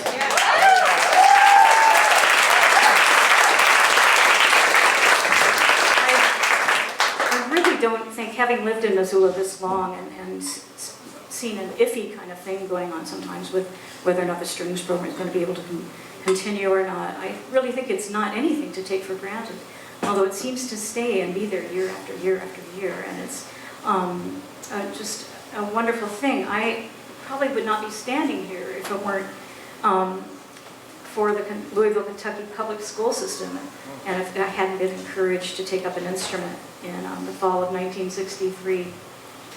And we were a hymn singing band family, and I signed up to play the cornet because I was trying to be different, and I thought the clarinet and the trumpet were kind of just too traditional, and so I would do something really different like the cornet. And my older sisters or siblings had already claimed trombone and flute. So it was like, yeah, I'm going to play the cornet. And my mother and I met with our orchestra leader, and he said, you're a little too small, which I was, and your teeth aren't right, which I don't understand what that had to do with anything. I'll never, I wish I could ask him what was going on with my teeth. But anyway, I'm really glad it was, because I landed on the violin. And Sorry. thank you, that's great. So much of the direction that I've gone in my life has been in response to just a single comment made by a person. We are all so important in what we say to our children. And really, I'm glad that whatever was wrong with my teeth steered me to this instrument. So after 8 years of orchestra, I'm going to do a lot of reading here so I get through it. Then singing and playing with a folk quartet in college. Came several really fun years on the road with the Asheville, North Carolina-based Howard Hanger Jazz Fantasy in my 20s. And I began to learn a bit about improvisation at that point and have continued to explore being able to improvise. And it's been a really wonderful, freeing thing in my playing to have been really forced to do that. I was scared and didn't want to do it, but the leader of the band said, you know, you're in a jazz group, and I was singing, but he said, you know, you got to start taking solos. I was like, okay. And no choice. But I'm so glad for that. I consider that time in many ways to have been my real college education. And then a new season arrived in my life, and I was almost 30 with a toddler at home, my son Evan. Right there, my son Evan, who obviously is no longer a toddler. But a nurse at St. Patrick's. And please, if you're ever Evan's patient, you should ask him to sing to you. I'm pretty sure it'll cure whatever ails you. It sure does with me. One evening during that time, I was at an Asheville Symphony rehearsal, and my stand partner turned to me and said, you know, I think you'd make a good Suzuki teacher. And here again is just one comment that formed really pretty much the rest of my life. She actually had an overflow of students, and she just needed to hand her waiting list to someone. But that one comment from my stand partner, just like Mr. Shear's comment, set in motion a whole new course in my life of studying and training and the lifelong process of becoming and continuing to become a teacher. I'm so fortunate to have had the chance to cultivate this decades-long continuing passion for this instrument and to be able to hold it in my hands every day as I share how to unlock at least some of its secrets with my students, who come to my studio week after week and month after month and year after year. I have the incredible good fortune to really get to know them and their families, and who become family to me in the process as well. I have many of them from very young childhood, like Erica said, 5 years, until they launch off to college. And of course, these relationships, which to me are maybe the most important part of musical study, establishing and nurturing joy and trust and safety, which certainly not all of us experienced in the music studio when we were students in our lives. I know I have at least a couple, besides Erica, of you in the audience, and I know Isabel is out there. I don't know if Charles is out there, who are so dear to me.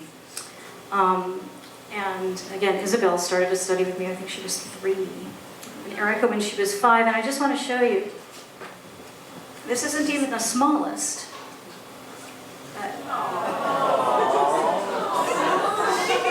Yeah, isn't that just adorable? Anyway, they keep growing, and then the instruments keep getting bigger and bigger, and sounding better and better.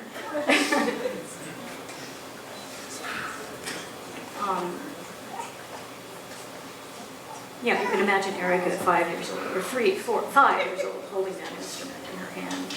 And I still delight in the memories of our studio time.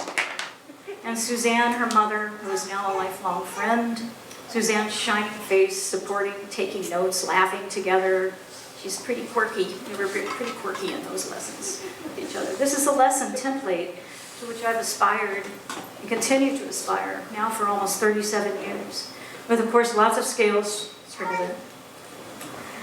I hope to be worthy of my students' presence in my life. And I'm so fortunate to continue to study teaching with now a younger generation of teachers, many of whom grew up with the Suzuki method. And because of their new vision, a method that refreshingly continues to be ever evolving. It's humbling and inspiring to me to deepen my own teaching skills under the tutelage of those who are young enough to be my own children. It's a beautiful circle, this teacher is student and always student is teacher. I hope to keep doing this incredibly fulfilling job for a long time to come. Also, we do a lot of really fun fiddling, by the way. And of course, another very important door that opened to me that in some ways I felt gently pulled through, sometimes pushed through, because I was so shy I could not imagine myself in this position, was as what I call the accidental chorus director for the Missoula branch of the Montana Women's Chorus.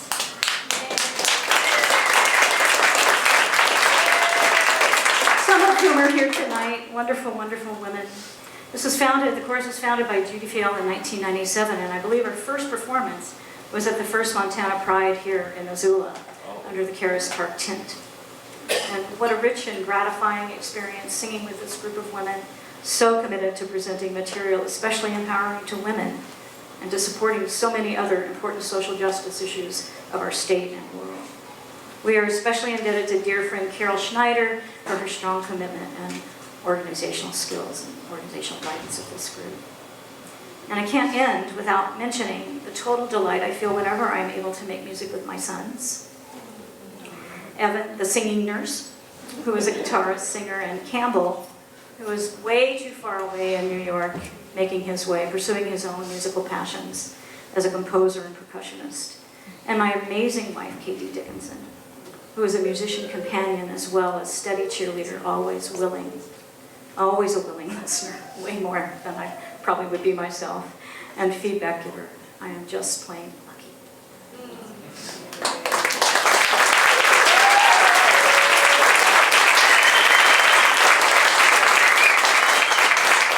And thank you to the amazing Naomi Siegel. I don't know if you're still here, Naomi, who you heard earlier playing the wonderful trombone improv with MJ. Naomi very much helped shepherd my solo CD project into the world in 2019 and is a dear friend. And crazily, harking back to those years with the Jazz Fantasy when I played with them in Asheville, as a little child living in Asheville, she sang along with the Jazz Fantasy's children's recording on cassette tape. We sing together, I like to eat. Apples and bananas. And to bring everything up to the present, I am thrilled to share the stage with my friends, the amazing musicians Beth Branham and Janet Harvig. Beth and Janet played together as a duo for many years, and all three of us in different formations in larger groups. And I don't want to at all forget about mentioning Mondeer with Michael and what an incredible band that was that we were in, ensemble that was. We were in together for 15 years, I think. I just listened to our CD the other day, and it's really rare that I would want to listen to myself on any recording, and I hadn't in a long time, and I was just kind of really blown away. Also produced by Philip Auber. It's wonderful to play with you, Michael, always.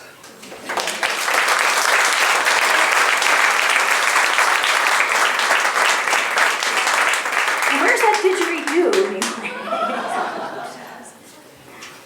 So, back to Oozle.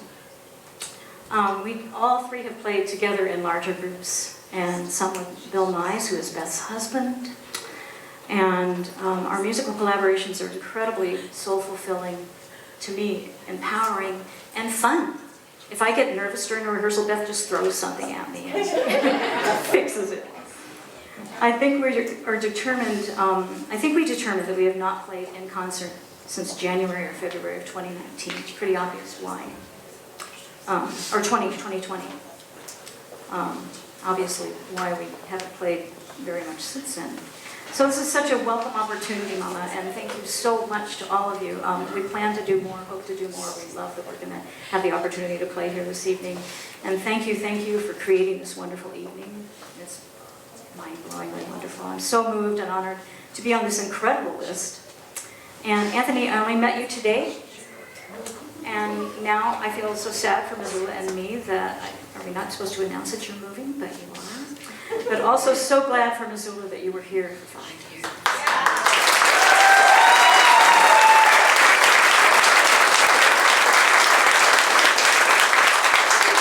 And finally, please remember to march in the streets for all kinds of reasons, but for this evening in support of public school music programs. And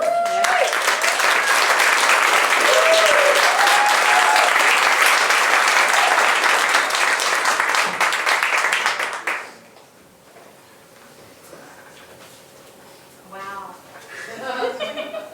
Isn't that beautiful? It's beautiful.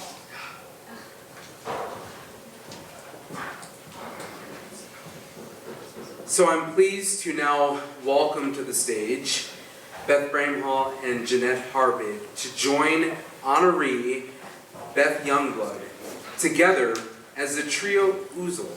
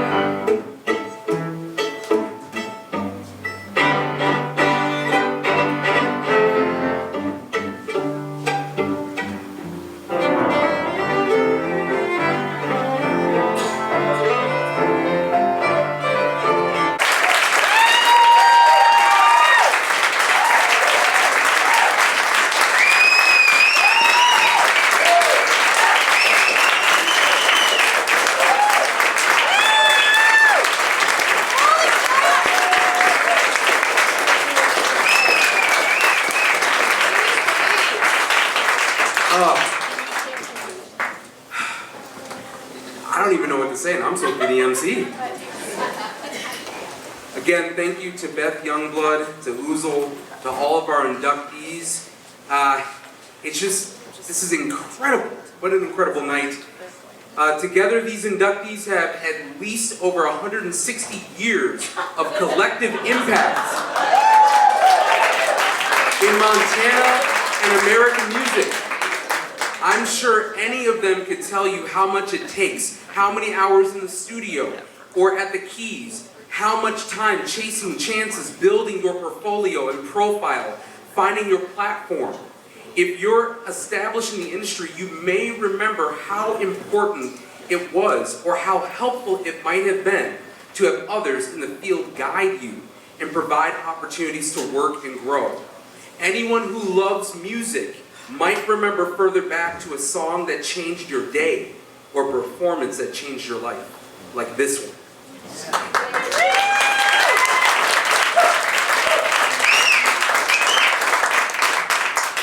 So let's help bring more opportunities to artists in our state, in our music community tonight.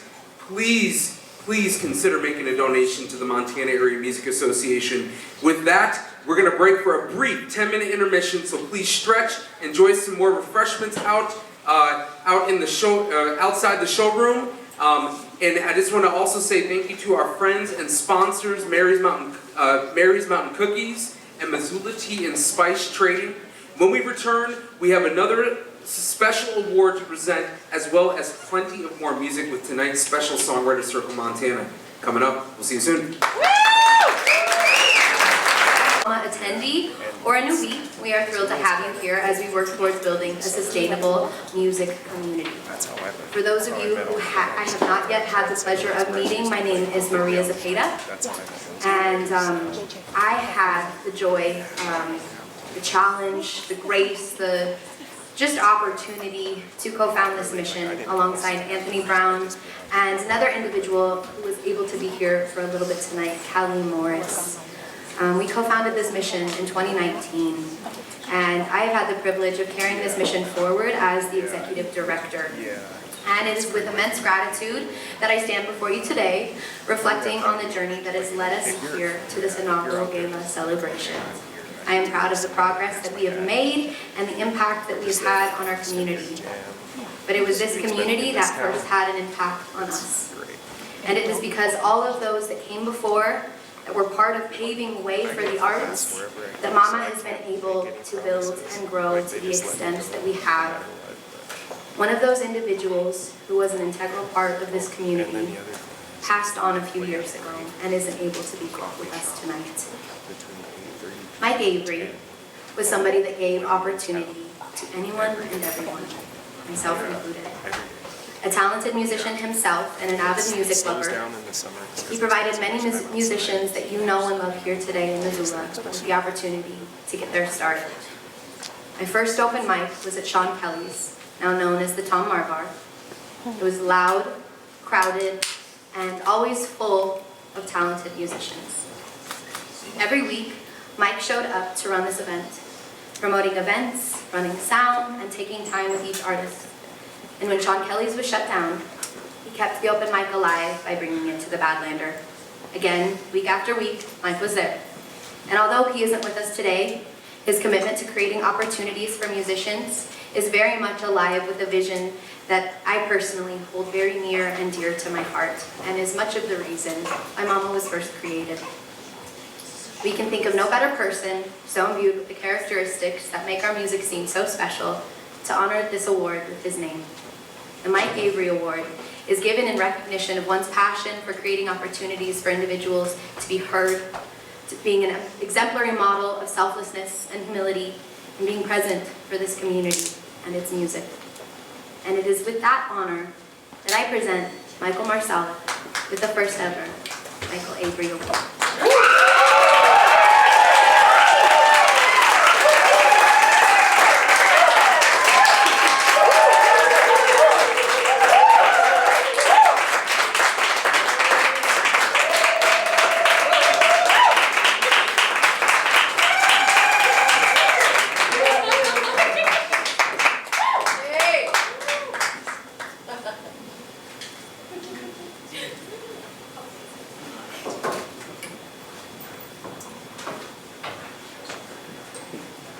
You know, it's an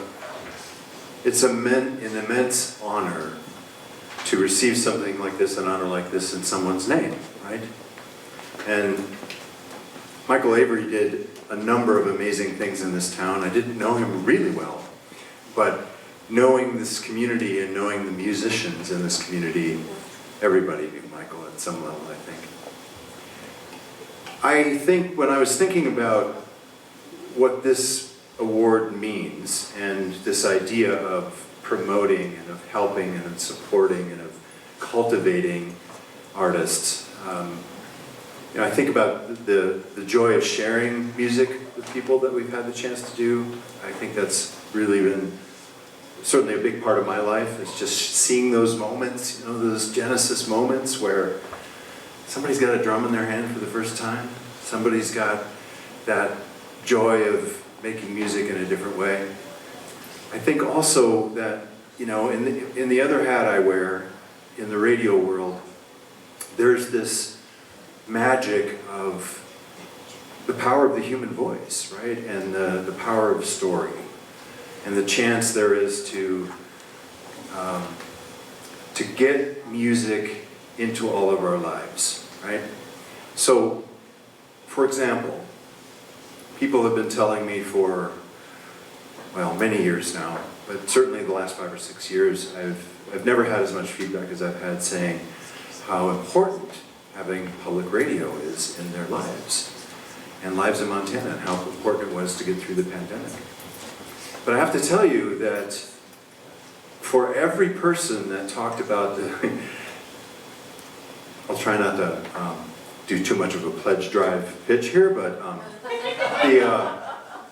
you know, for every person that talked about the importance of fair and balanced news, or, you know, some of the cultural programs that are in public broadcasting that are, you know, fun or important, as many people talked about how important the music is. And to be able to work with so many talented people at Montana Public Radio, it's a large group of unbelievably passionate people. And we've all talked about it. A few of the musicians tonight said something about it. And yes, it's cliche, but you know what? Music matters. And this connection to your own personal expression, whether it be through storytelling or whether it be through other kinds of artistic expression, it really matters. And it's so, I'm filled with such joy to see the effect that has had, certainly through the radio station, through performances. Just in the last year, we opened the studios for the first time. We've had 30 live sessions in the last 8 months. Or we've had events like this where every musician around says, you know what? It's amazing to be back in a room full of people and playing music in front of people. This connection that we have through music and through our passion and our connection as humanity, it's a fundamental thing. It's not a small thing. You know, that the adage that music is a universal language is just true, right? It's true. And it matters. And so I'm really honored. I want to say thank you to the MAMA organization for this. I'm really honored to receive this. And I also want to say how grateful I am when I think about the piece of this that has to do with the next generation. It was already mentioned tonight, this idea about mentoring, or hearing Beth talk about her so many students over the years and watching them grow and blossom. The new Drum Brothers Band has both of my unbelievably talented nephews, Robbie and Nyan. They're in here somewhere. And many years ago, we were on the road at one point, and we had all these little kids. My kids, Patrick and Sophia, are here as well, both musicians, fine musicians as well. And all these kids were really little, and Matthew and I in the band, we were all talking about, you know, one of these days down the road, it's going to be drum people, the next generation. And here we are, right? I just want to close with a quote and some words from my mom. My mother, Dee Dawes, died about 10 years ago, and she was a passionate supporter of the arts. and of me, and of my career, and of all of these things that we as musicians and as people wanted to try to do in the world. Our biggest champion, right? In 2008, we went on a mother-son trip to New York City, and I got her into Grand Central Station by telling her I wanted to go to Grand Central Station and see it, and she had a bum hip at that point, so we're going around not too much. I said, well, let's put you in a chair, I'll wheel you around, and let's go look at Grand Central Station. She says, no, I'm gonna walk. So we're walking around Grand Central Station, we go around the corner, and I said, wow, Mom, look, there's a StoryCorps booth. And guess what? We have an appointment. And that tape that we recorded in 2008 at the StoryCorps booth, maybe a few of you heard this clip that was on the air last year when we were promoting StoryCorps. I pulled a little piece out of it. The question was, Mom, why does art matter? And I'm going to close with this. This is a quote of what my mom said at that point. And thank you so much for this wonderful evening and this honor. And to the fellow inductees, thank you. Here's what my mom said. If you can make music, if you can make a little music and people are quarreling, they stop quarreling. If you can do some laughter and some jokes, people stop fighting. If you can make some beauty, people think, oh God, the place that I live, it could just be a little bit better. It makes people warm and cozy and understanding the way we really are, Michael. That human beings at their best, that's what we really are. Sometimes we forget for long periods of time.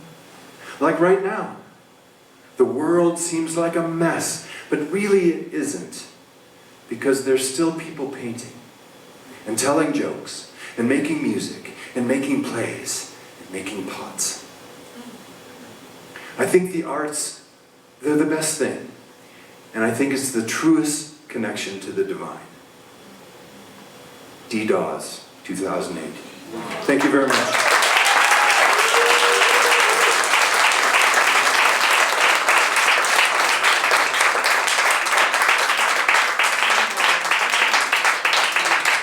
So, on November 15th, 2019, I shared the 10-year vision for MAMA.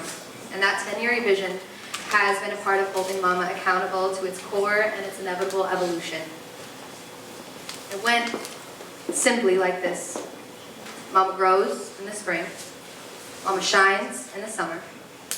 MAMA gives in the fall. And MAMA learns in the winter.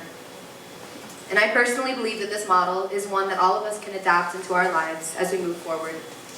I can truly say that over the past 5 years, we've held true to these principles. Despite facing various challenges as a planet, we've accomplished so much and followed through on a great deal of our vision, much of which Anthony has shared with us tonight.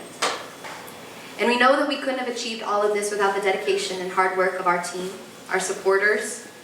With that, we want to express our deepest gratitude to everybody that has contributed to our success, including our board of directors, partners in the arts community, donors and sponsors, and our dear friends and family that have helped us along the way. Each and every one of you has played a vital role in helping us achieve our mission and keep moving forward.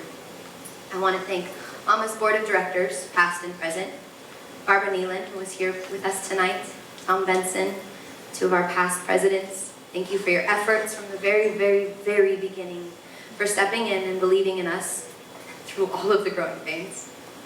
To Erica Sylvester, our current board president. Where are you? There you are, love. Your energy, your enthusiasm, and just your overall presence has been an incredible benefit to our mission and helping us keep alignment fiscally. To Matt Keenan, our upcoming board president, I'm greatly looking forward to working with you over this next year as we continue to grow. I want to thank the ZACC, the Zootown Arts Community Center, Kia, Michaela, Noel, Christopher, and all of those that have supported this home that has been a home for so many in the arts community. This stage, this facility, is one of a kind, and this community is so incredibly to have the beings behind the scenes making it possible, so thank you guys. I'd like to thank, as I turn the page, also other benefactors to our mission, Imagination Brewing Company, Fernanda and Robert, the original owners who really have been a part of holding this mission, and the new owners, Annie and Tim Graham, for keeping the heart of Imagination Brewing alive. I want to thank Arts Missoula, Tom and his wife Susan, thank you for your belief in us, and the current executive director, Heather. I want to thank Switchback Records, Jack Person, Stephen J. Clement, Ben Medina Kaplis, and their entire team. I want to take a moment to thank Missoula Underground, Mark Thorne, and Tammy Hubbard here with us tonight on our board. And as we look ahead, we have exciting, very exciting plans and projects to further our mission, a lot of them just around the corner. We plan to expand our reach across Montana. Don't know if you heard, but we just expanded to Helena, Montana a few weeks ago, so that was pretty exciting for us. And we want to learn about the music communities of our fostering connection and uplifting artists. Plus, they can rest easy knowing that they're going to be paid fair wages. In spring of 2024, we're planning on bringing our first networking conference featuring countless inspirational leaders of the music industry to ignite the voices of Montana to create meaningful and lasting change. We'll continue to bring the events you love for our summer series, Mama Shines, like Songwriters Circle Montana, speed networking, and showcases spotlighting some of Montana's finest.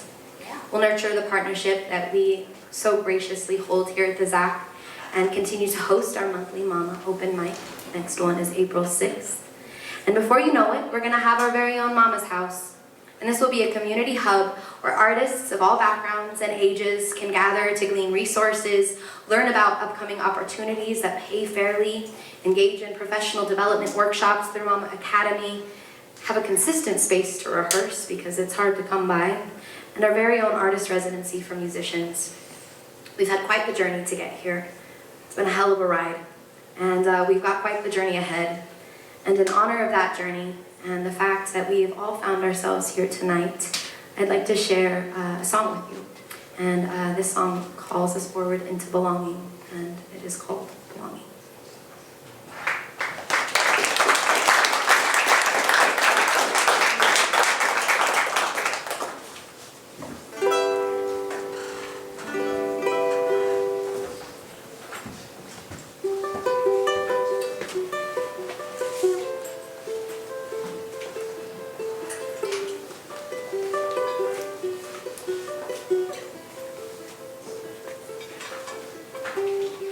I wonder what would happen if you let yourself see all the things you projected on the world to see.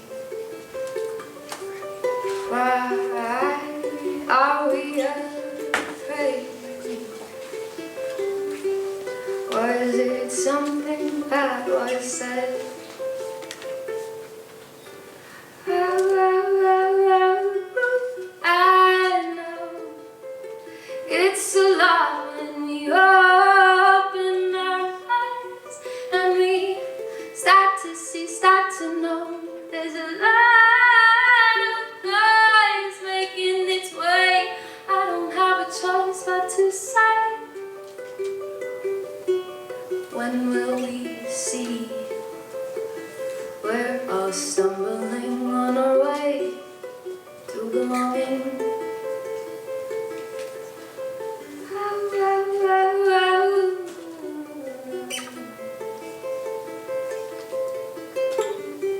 I wonder what would happen if you let yourself be.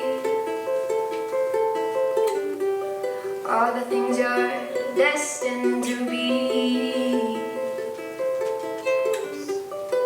Let out what's on your mind.